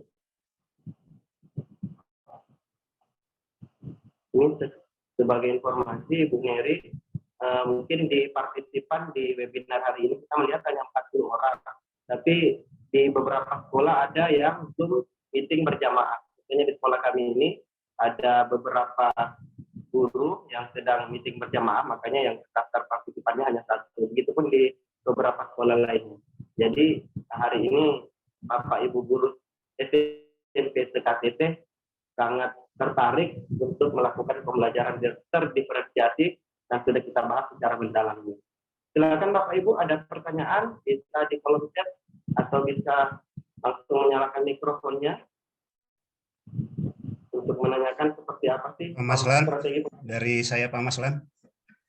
Bisa silakan Pak, sebutkan nama dan Saya Pak dari SMP 3 Tanah Tidung, Sianus. Ya. Pak Sensianus dari SMP 3. Baik, silakan langsung sebutkan. Terima kasih Pak Mas Lan. Saya juga mengucapkan terima kasih kepada Ibu Neri yang telah memberi penjelasan tentang strategi pembelajaran diferensiasi. Tadi saya sudah dengar bahwa di dalam strategi pembelajaran ada 3 aspek yang perlu diperhatikan, yaitu visual, auditori, sama kinestetik. Memang Bu, di dalam kelas itu, terutama di kelas saya, memang siswa itu memiliki gaya belajar yang relatif berbeda, atau karakteristik siswa itu berbeda dalam menerima pembelajaran. Sebagian memang siswa itu suka dengan visual, yaitu mengamati video, gambar, dan juga sebagian siswa itu suka dengan mendengarkan. Ketika guru memberikan penjelasan, ia cukup mengerti dibanding dengan siswa yang lain. Kemudian juga siswa yang suka dengan kinestetik tadi, yang suka belajar dengan bermain atau dengan bergerak tubuhnya. Cuman di sini saya mau bertanya, bagaimana cara kita mengatasi masalah ketika siswa ini memiliki gaya belajar seperti ini semua, ketiga-tiganya ada semua di dalam kelas. Bagaimana cara kita mengatasi atau cara guru dalam mengolah kelas itu supaya berjalan dengan lancar, tiga-tiganya kita berjalan, Bu. Yang kinestetiknya berjalan, kemudian yang auditori berjalan, kemudian yang visual juga berjalan. Karena kalau umpamanya kita hanya berjalan dengan yang visual, bagaimana dengan yang kinestetik, dan juga bagaimana dengan yang auditori tadi, atau sebaliknya, kinestetik kita jalankan, kemudian yang gaya belajarnya dengan hanya mendengarkan audio tadi tidak kita jalankan, jadi kan siswanya tidak maksimal dalam belajar nanti. Seperti apa cara kita atau model pembelajaran yang kita gunakan dalam mengatasi masalah ini? Terima kasih. Baik, terima kasih Pak Sensianus. Ibu Neri, sambil kita menunggu pertanyaan kedua, mungkin bisa langsung ditanggapi ya Ibu pertanyaannya. Pak Sensianus seperti ini. Mungkin di dalam kelas beliau ini ada, ternyata betul ada 3 gaya belajar siswa, visual, auditori, dan kinestetik. Lalu di dalam kelas tiba-tiba ketiga gaya belajar ini muncul. Bagaimana strategi Ibu bisa mengakali atau melaksanakan pembelajaran dengan baik seperti di video tadi? Ya, silakan Ibu. Baik, terima kasih Pak Yusianus. Maaf kalau tidak salah namanya tadi ya, Pak Yusianus. Sensi, Bu, Sensi. Oh ya, oke, salam kenal Pak. pertanyaan Ya, Bapak Bu. tadi, bagaimana caranya kita mengatasi ketika tiga gaya belajar itu tadi ya, visual, auditori, dan kinestetik itu muncul di dalam kelas. Nah, kebetulan saya juga mengalami yang seperti itu, Pak. Di sini di sekolah saya rata-rata setiap kelas itu ya memang tiga-tiganya itu pasti muncul, visual, auditori, dan kinestetik. Nah, untuk yang visual dan auditori ini Bapak, kan mereka lebih kepada penglihatan, indera penglihat dan pendengaran. Biasanya saya menggunakan video pembelajaran melalui proyektor atau mungkin anak-anak jika memang sinyal memungkinkan boleh mereka membawa HP untuk bagi yang visual dan auditori. Nah, kemudian untuk yang kinestetik ini tadi yaitu saya menyiapkan seperti display atau materi pembelajaran yang sesuai dengan yang akan kita bawakan, itu kemudian saya tempel-tempel di setiap sudut kelas. Itu untuk yang kinestetik. Nah, memang mungkin kalau dirasa, oh berarti harus menyiapkan dua materi ya, maksudnya harus menyiapkan dua bahan untuk belajar. Tetapi ya itulah Pak, memang kita sebagai guru, kita harus bisa juga memahami bagaimana kebutuhan siswa kita. Jadi mungkin kita berkorban sedikit untuk menyiapkan bahan ajar yang lebih bervariasi seperti itu. Atau mungkin bisa juga sebenarnya pembelajaran berdiferensiasi ini bisa juga kita terapkan dengan model pembelajaran yang tepat. Nah, misalnya yang pernah saya lakukan itu picture and picture. Mungkin Bapak Ibu pernah dengar model pembelajaran picture and picture itu seperti dia menempelkan gambar atau mencocokkan gambar. Nah, itu sebenarnya sudah tercover semua untuk yang visual. Nah, auditorinya nanti kan ketika kita menjelaskan kepada mereka. Nah, untuk yang kinestetik kan picture and picture biasanya kita taruh di depan kelas, kemudian mereka dari tempat duduk, mereka mencocokkan gambar itu dengan apa yang ada di depan, misalnya tentang kalau misalnya PPKN, misalnya tokoh-tokoh, ini ada nama tokoh, ditaruh di meja mereka masing-masing, kemudian di depan itu ada gambar tokoh-tokohnya. Oh, silakan kalian cocokkan nama yang ini, yang mana gambarnya. Nah, seperti itu. Itu juga sudah termasuk yang visualnya, dari dia melihat gambar, kemudian yang kinestetiknya dia maju ke depan, dia mencocokkan gambar tersebut, kemudian yang auditorinya nanti setelah kita selesai melakukan itu kan pasti kita sebagai guru juga memberikan penjelasan kepada siswa-siswa kita seperti itu. Biasanya yang pembelajaran berdiferensiasi ini lebih kepada model pembelajaran yang role playing atau permainan seperti itu. Mungkin juga tadi menjawab dari Ibu dari SMP 6 tadi yang tentang anak-anak lebih suka bermain. Nah, itu mereka maunya bermain aja gitu maksudnya. Nggak mau belajar, terus kapan materinya berjalan? Nah, ini bisa kita gunakan model pembelajaran yang bermain ini. Nah, itu kan artinya dia belajar sambil bermain, seperti itu. Mungkin seperti itu, Pak. Kurang lebihnya saya mohon maaf. Terima kasih. Baik, terima kasih. Mana Pak Sensianus? Ya Bu, terima kasih.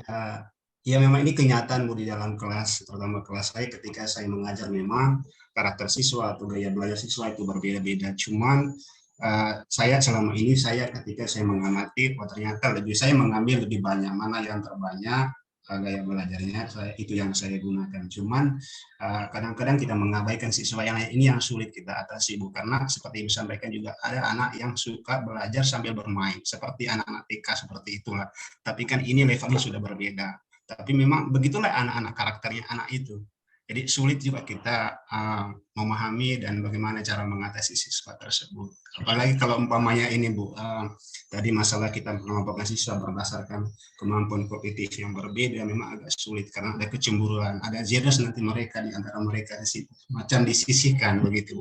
Karena kemarin juga ini pengalaman ini dari cerita anak, kenapa kami dibedakan seperti itu, memang agak sulit. Ya, terima kasih Bu Neri. Mas Lan. Terima kasih Pak Sensianus tanggapannya. Ya, intinya Pak Sensianus, ya kita sebagai guru mau tidak mau ya harus repot Pak ya, karena kita ingin memberikan sesuatu yang sesuai dengan kebutuhan siswa kita. Ya, nanti kembali ke diri kita masing-masing. Baik Pak Septianus, nanti di MGMP insya Allah kita bahas lebih lanjut seperti apa caranya, penerapannya, kalau perlu kita simulasi dengan 3 gaya belajar siswa kita seperti apa. Baik, di kolom chat ada guru dari SMP 6 Tanah Tidung, katanya tadi ada survei gaya belajar, mohon di-share. Oh, mungkin maksudnya angket. Ya, angket bagaimana cara mengetahui gaya belajar siswa. Tadi ada ibu tampilkan angketnya, katanya mereka minta untuk di-share. Ya, mohon berkenan nanti ya, setelah webinar kita berakhir, di webinar ini berakhir, insya Allah akan kita bagikan. Ya, Ibu Neri.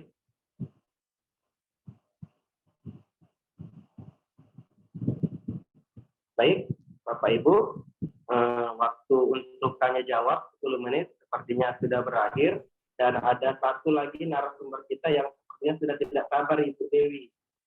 Ibu Dewi sudah tidak sabar dari tadi, sudah ingin berbagi praktik baik dan sharing ilmu kepada kita di Kabupaten Tanah Tidung ini. Baik, terima kasih sebelumnya Ibu Neri. Untuk sesi ini kita tahan sementara. Kita lanjut ke sesi ketiga, materi dari Ibu Dewi Sriana. Jangan kemana-mana, stay tune Ibu Neri dan juga Pak Taufik. Kita lanjut ke sesi ketiga. Baik, di sesi ketiga ini sama seperti yang tadi, akan ada pemaparan oleh narasumber kita selama 15 menit. Lalu ada sesi tanya jawab selama 10 menit antara para partisipan dan juga akan dijawab oleh narasumber. Di sesi ketiga ini ada Ibu Dewi Sriana SPDI, seorang guru kelas 1A di MIS Taufikia Kota Dumai, Provinsi Riau. Jauh-jauh Ibu Dewi ini akan berbagi kepada kita seperti apa cara melakukan diferensiasi. Ini lebih kepada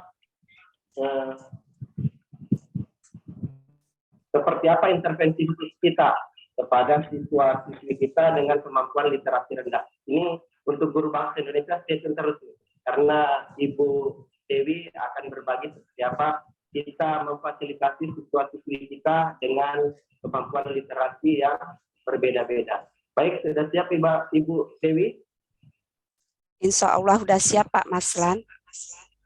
Terima kasih Ibu Dewi. Baik, waktu Ibu ada 15 menit untuk memaparkan materinya dan ada 10 menit untuk sesi tanya jawab. Dengan ini kami silakan. Ya, baiklah. Assalamualaikum warahmatullahi wabarakatuh. Waalaikumsalam warahmatullahi wabarakatuh. Ya. Baiklah, Bapak Ibu guru hebat yang ada di Kabupaten Tanah Tidung. Perkenalkan, saya adalah Ibu Dewi Sriana dari MI Taufikiyah Dumai, Provinsi Riau.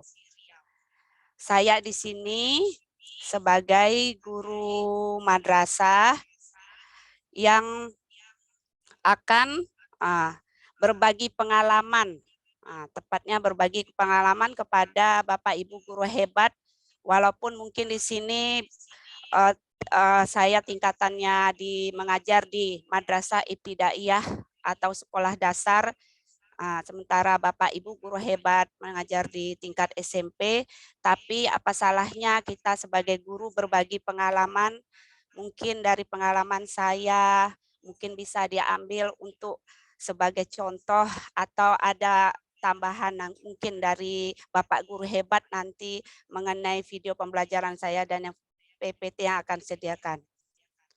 Baiklah, untuk yang pertama, mungkin saya akan menampilkan video pembelajaran dari ini.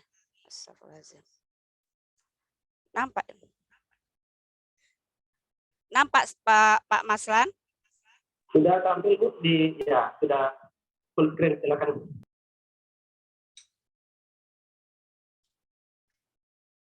Suaranya tidak kedengaran nih.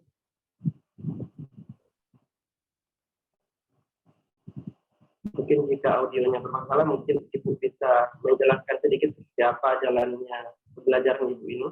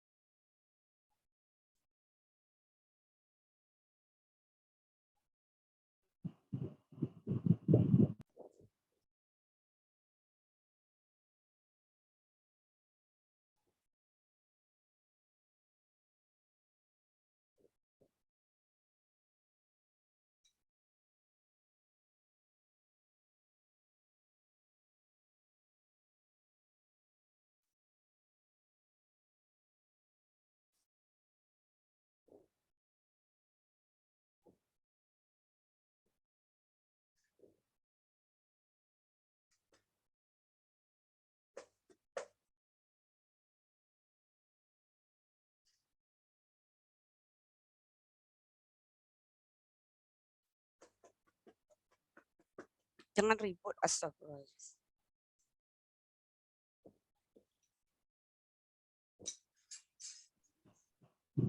Suaranya tidak kedengaran. Mungkin nanti setelah videonya berakhir, kita menjelaskan saja siapa tadi video yang kita.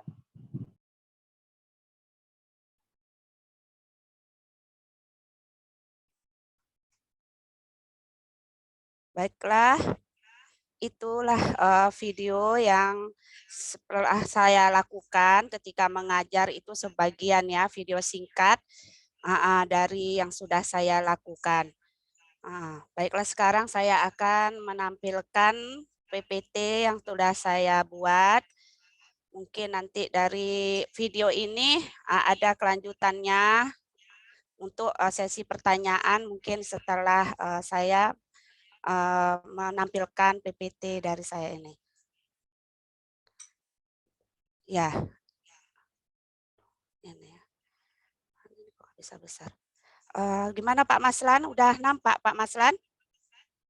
Sudah tampil Bu, silakan dilanjut di slideshow-nya.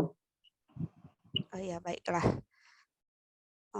Ini contoh pengalaman saya yaitu tentang mengajar ya, dari tantangan awal semester bahwa siswa madrasah atau SD ini saya belum mengetahui kemampuan siswa.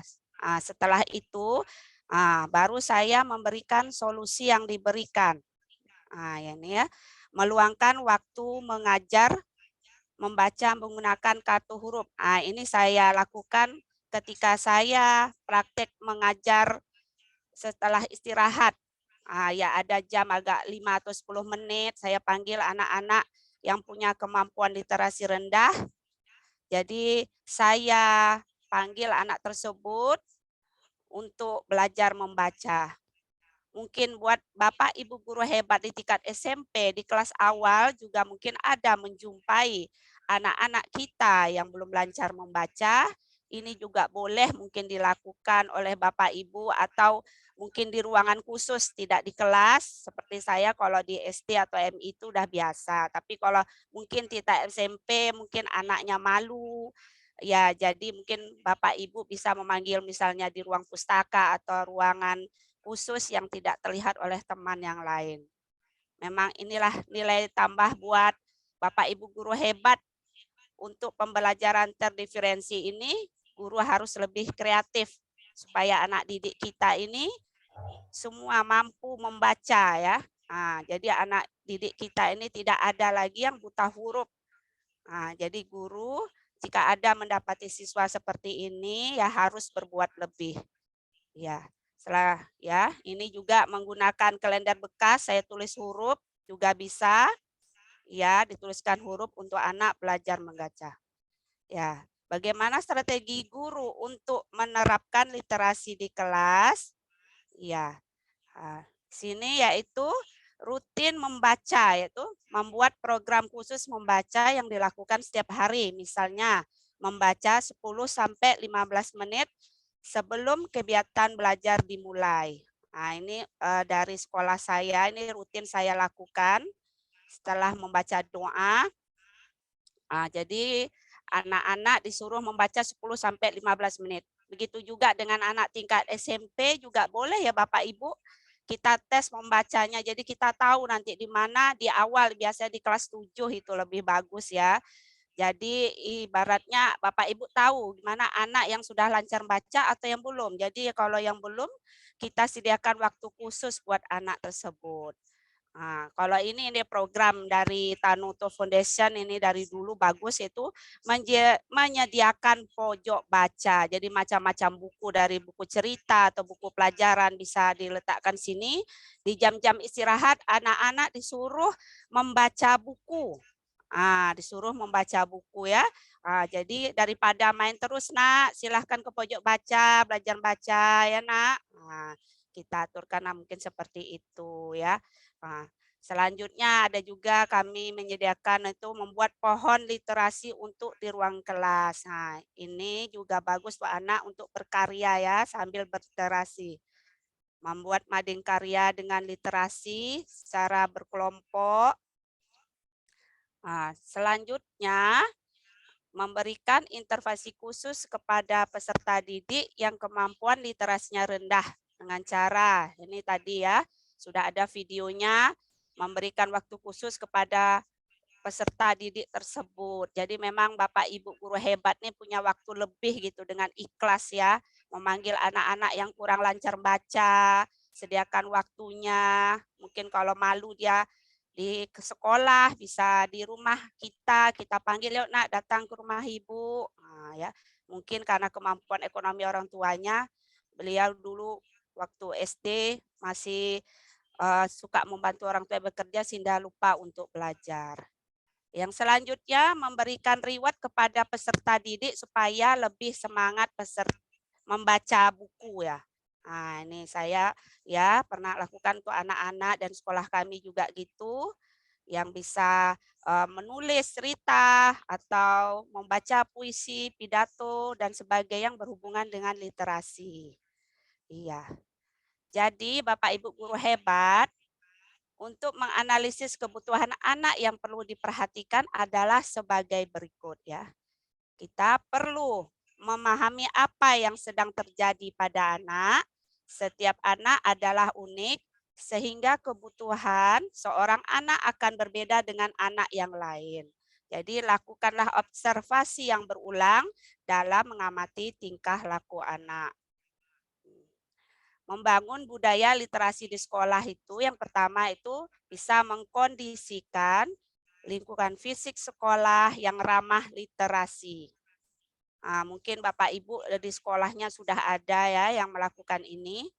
Yang kedua, mengupayakan keterlibatan lingkungan sosial dan masyarakat dalam gerakan literasi. Dari hasil pengamatan guru yang sudah saya lakukan dari angket, yaitu bahwa dari hasil pengamatan di bulan Juli 2021, siswa baru 50% yang bisa membaca. Dan setelah adanya usaha guru untuk literasi, pada bulan November siswa menjadi 85% mengenal huruf dan rata-rata pandai membaca. Di sini ada saya lihatkan ya, grafik Matthew ya, perkembangan kemampuan membaca anak yang rendah dan sedang dapat dilihat dari grafik Matthew berikut. Itu dari kelas 1 sampai kelas 5. Dari rendah yang sedang. Ini. Selanjutnya ini.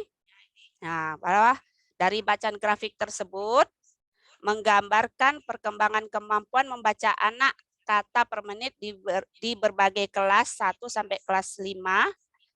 grafik merah bawah menggambarkan 10% anak dengan kemampuan membaca rendah. Grafik hijau yang atas menggambarkan 10% anak dengan kemampuan membaca sedang. Terlihat bahwa semakin lama semakin tinggi kelasnya, perbedaan kemampuan membaca semakin besar. Hal ini berarti anak yang lamban membaca pada kelas awal akan mengalami kegagalan yang semakin parah pada kelas-kelas berikutnya. Makanya ya, terima kasih dan sekian dari saya. Iya, mungkin inilah pengalaman saya mengajar dari guru madrasah atau SD yang mungkin Bapak Ibu dari guru-guru hebat SMP Kabupaten Tanah Tidung, Kalimantan Timur. Mungkin ada yang ingin bertanya kepada saya atau berbagi pengalaman. Karena kita di sini sama-sama guru hebat ya Bapak Ibu.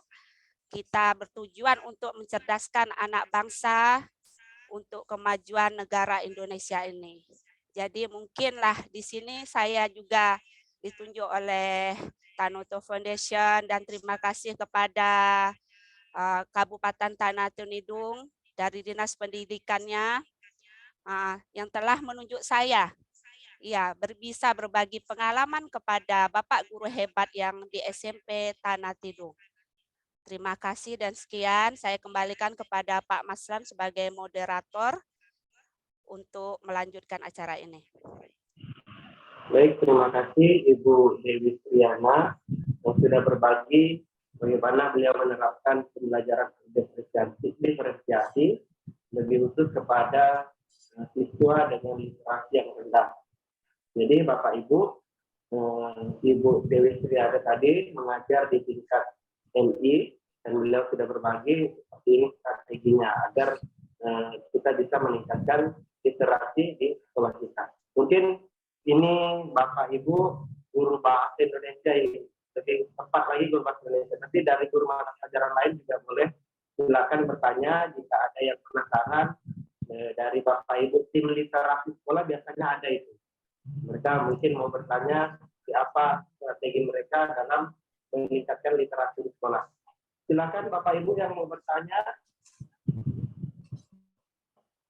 Ada Ibu Tisha, ada Ibu Diana, Ibu Lili, Ibu Marlina, guru bahasa Indonesia dari SMP 3, banyaknya nih Bu. Silakan Bapak Ibu bertanya, mumpung ada Bapak Ibu guru hebat yang mau berbagi pengalaman dan praktik baik mereka di sekolah mereka seperti apa. Silakan Bapak Ibu. Iya.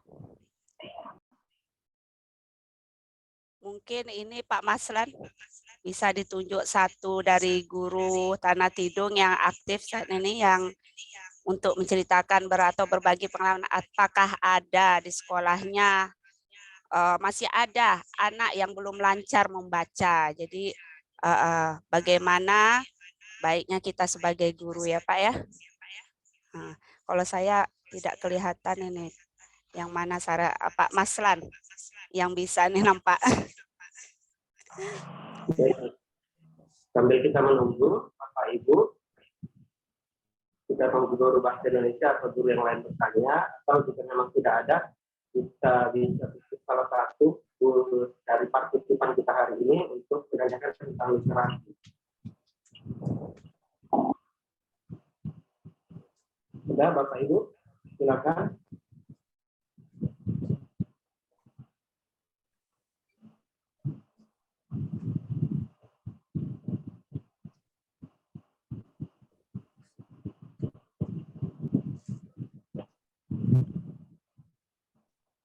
Saya yakin Bapak Ibu di Bapak Ibu di Tanah Tidung ini sepertinya sudah melaksanakan ada yang namanya program meningkatkan literasi dan literasi sekolah. Jadi apa yang disampaikan Ibu Dewi Triana tadi, saya rasa semua sekolah sudah bisa menerapkan itu dan mungkin sudah ada yang sudah berjalan. Nah, jadi mungkin ada kendala-kendala yang terjadi selama proses itu berjalan, program gerakan literasi sekolah ini berjalan, silakan ditanyakan saja. Mungkin ada tips dari Ibu Dewi yang nanti akan membantu kita untuk meningkatkan literasi di sekolah kita. Ada Bapak Ibu? Oh iya Pak Maslan, saya boleh bertanya nih kepada Pak Maslan. Iya, Silakan, Pak Bu. Maslan di sini kan sebagai guru SMP ya. SMP mana tadi Pak? Saya SMP Terpadu Unggulan 2. SMP Terpadu Unggulan ya Pak. Berarti udah banyak sekolahnya menghasilkan prestasi dari anak murid sampai gurunya. Ya, kalau saya juga ingin ini cerita dari Pak Maslan nih. Ya, sambil menunggu mungkin ini karena melihat saya ini ya guru SD, mungkin mereka mau menceritakan, mungkin alhamdulillah mungkin di Kabupaten Tanah Tidung rata-rata anak SMP-nya udah pandai membaca ya Pak. Jadi mungkin mereka tidak lagi mendapati lah siswa-siswa yang literasinya rendah. Kalau dari sekolah Bapak ya prestasi apa saja yang pernah didapatkan ya Pak? Perlombaan literasi lah gitu, dari mengarang cerita atau ada udah sampai ke tingkat nasional gitu Pak? Ini untuk literasi Bu ya. Kalau Iya. untuk literasi alhamdulillah Kabupaten Tanah Tidung itu sangat difasilitasi dengan baik oleh Dinas Pendidikan dan juga pemerintah daerah, dan sering ada lomba-lomba. Begitupun dalam sekolah kami, internal sekolah kami, di setiap peringatan hari-hari besar itu seperti Hari Pendidikan Nasional, Hari Sumpah Pemuda, kami selalu melaksanakan lomba-lomba yang dapat memfasilitasi minat bakat siswa-siswi kami, terutama di bidang literasi. Salah satunya kita mendukung gerakan literasi dan numerasi sekolah. Baru-baru ini di tahun yang lalu dan tahun ini alhamdulillah 2 tahun berturut-turut siswa kami menjadi juara. Yang di tahun lalu siswa kami juara 1 dan juara favorit dalam lomba baca puisi untuk tingkat SMP. Lalu di tahun ini siswa kami menjadi juara 2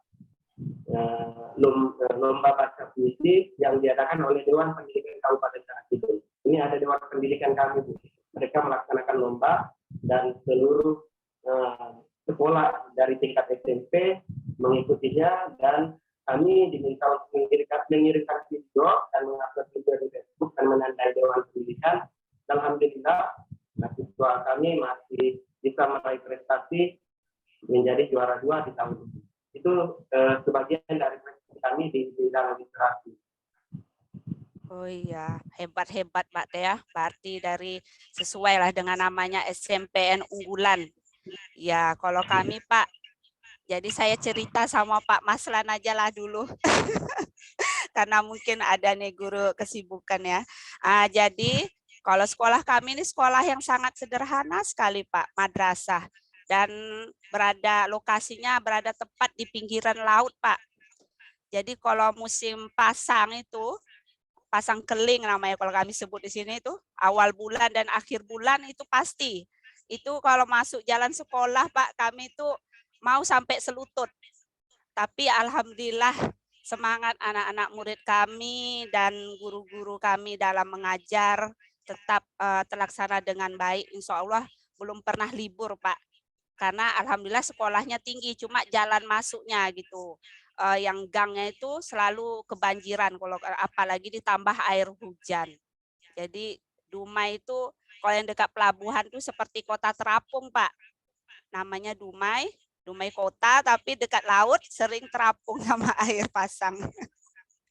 Itulah kondisi sekolah kami Pak.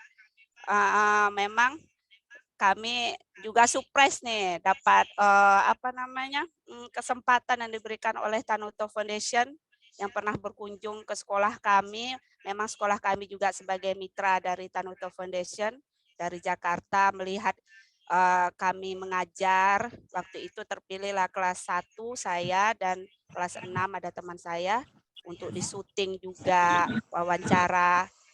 Jadi mungkin dari hasil wawancara inilah mungkin yang Pak Enggal ini menarik sehingga saya suruh sebagai narasumber gitu Pak. Padahal saya juga guru biasa yang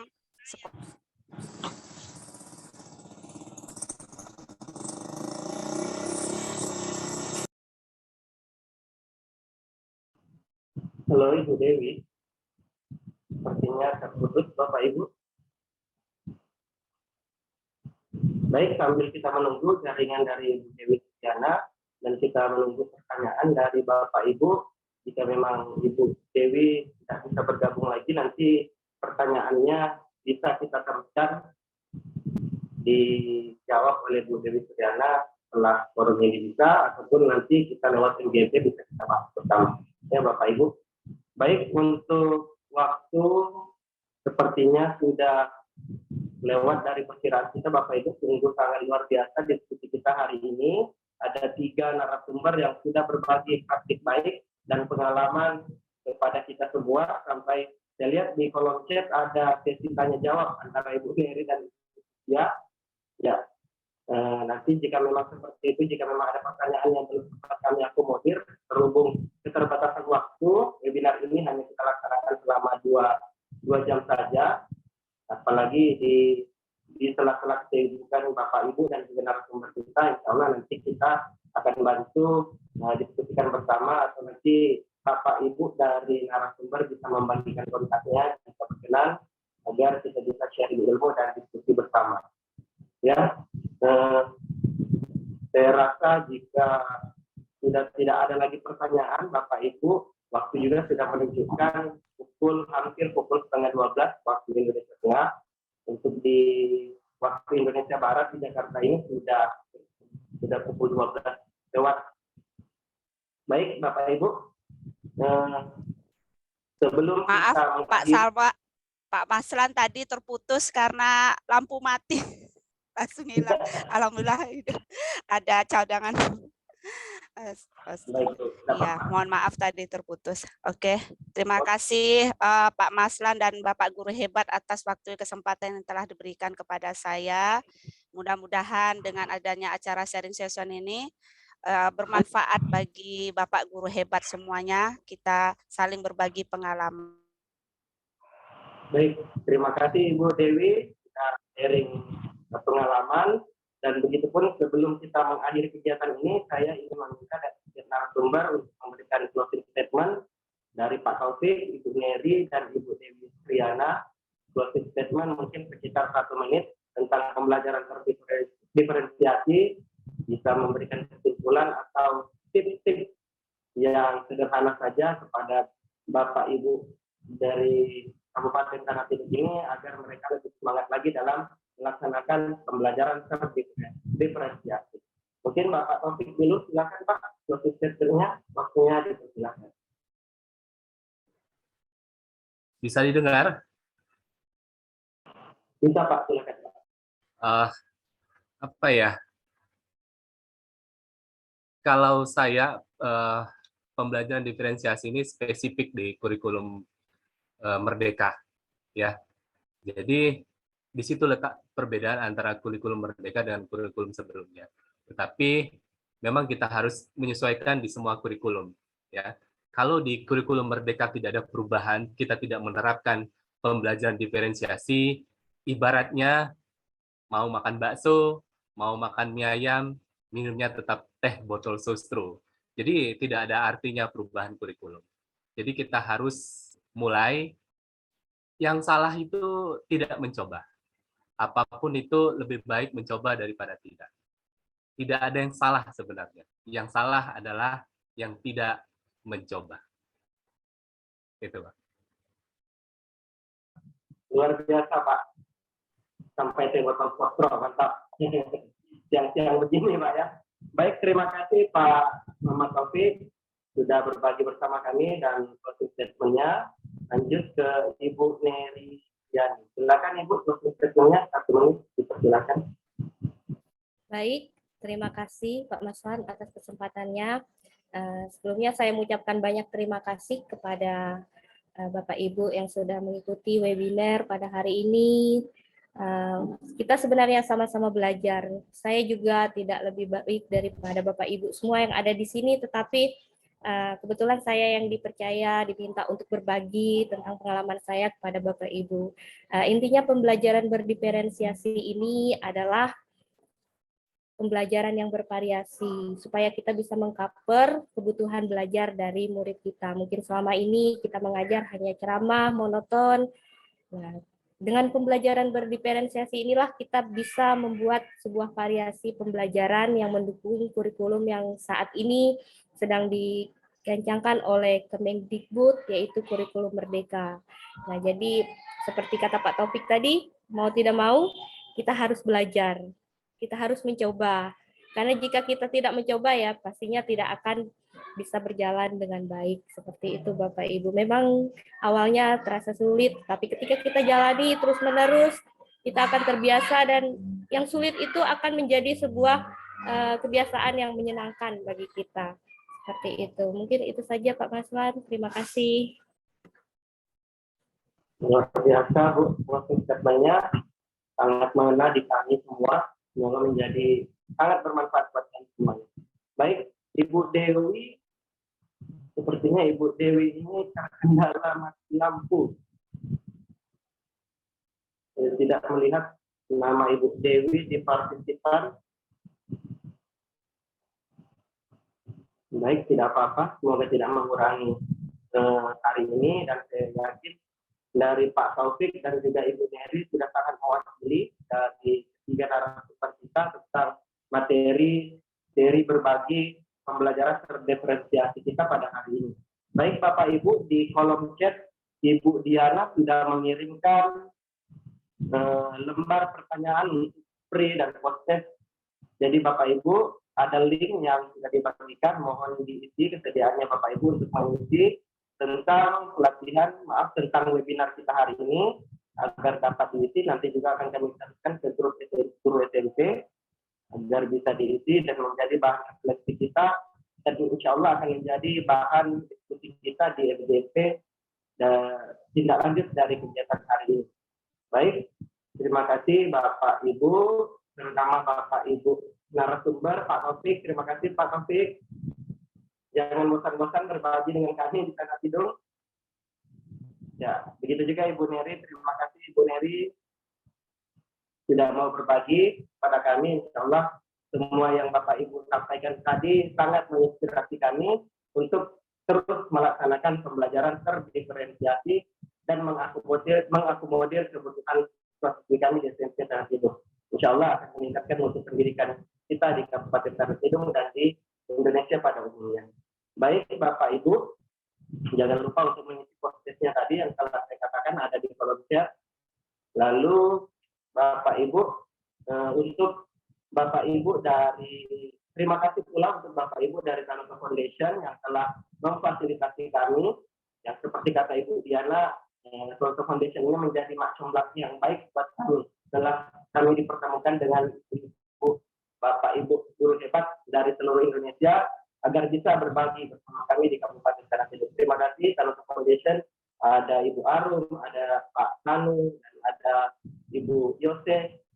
Begitupun terima kasih pula kami sampaikan kepada Bapak Sabit dan Dinas Pendidikan telah hadir bersama kami di sini, telah meluangkan waktunya di sela-sela kesibukan.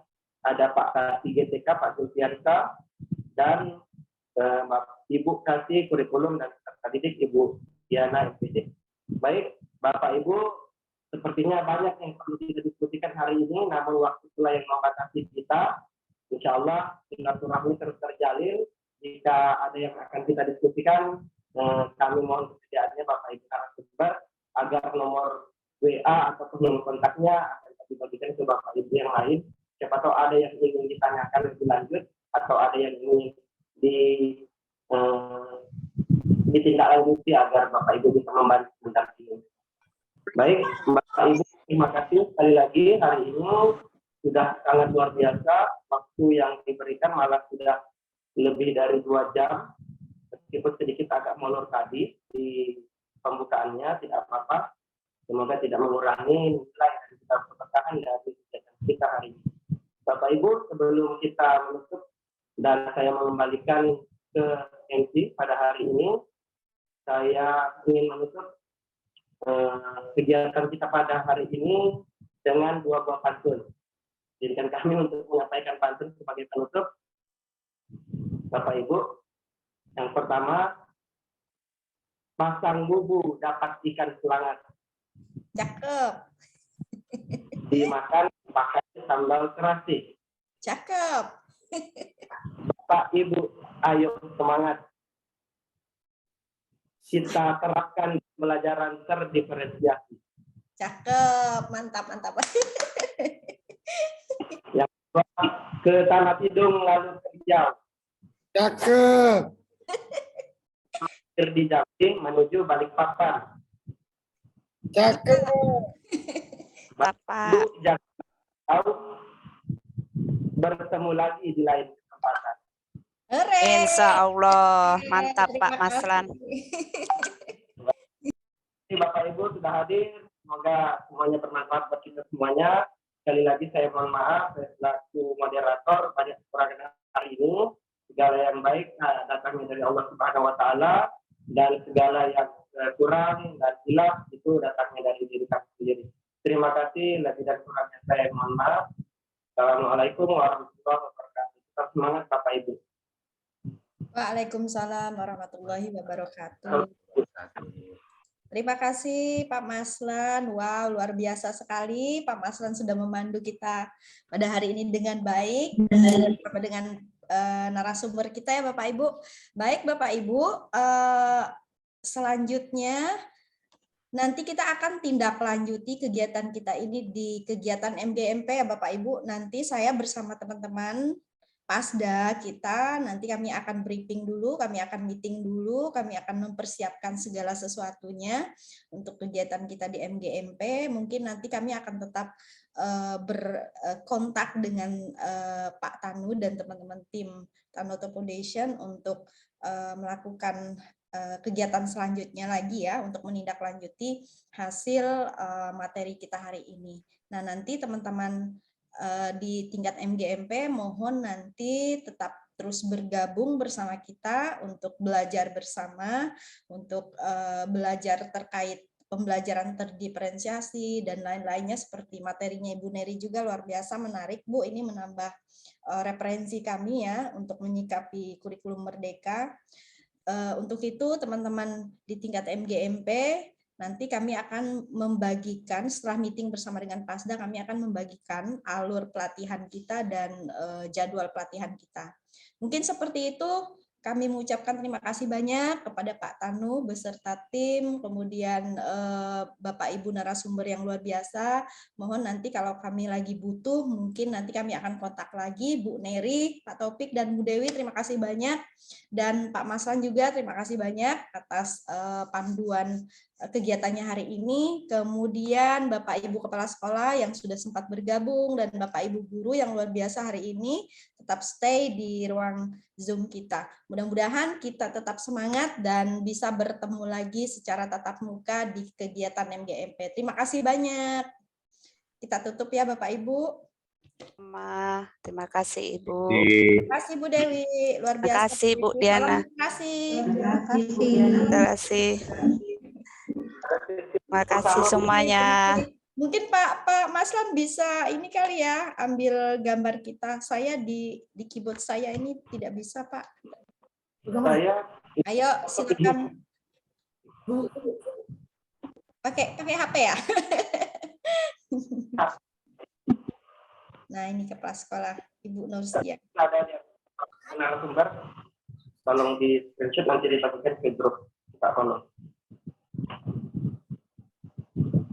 Oke. Senyum Bapak Ibu. Senyum.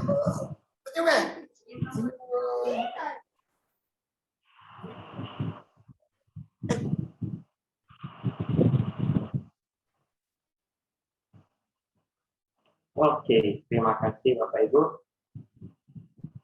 Pak Mahesa, ayo pantun dulu dong. Balas pantunnya Pak Maslan tuh.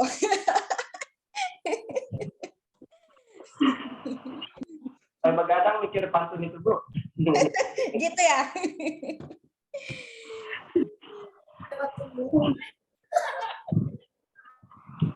Terima kasih.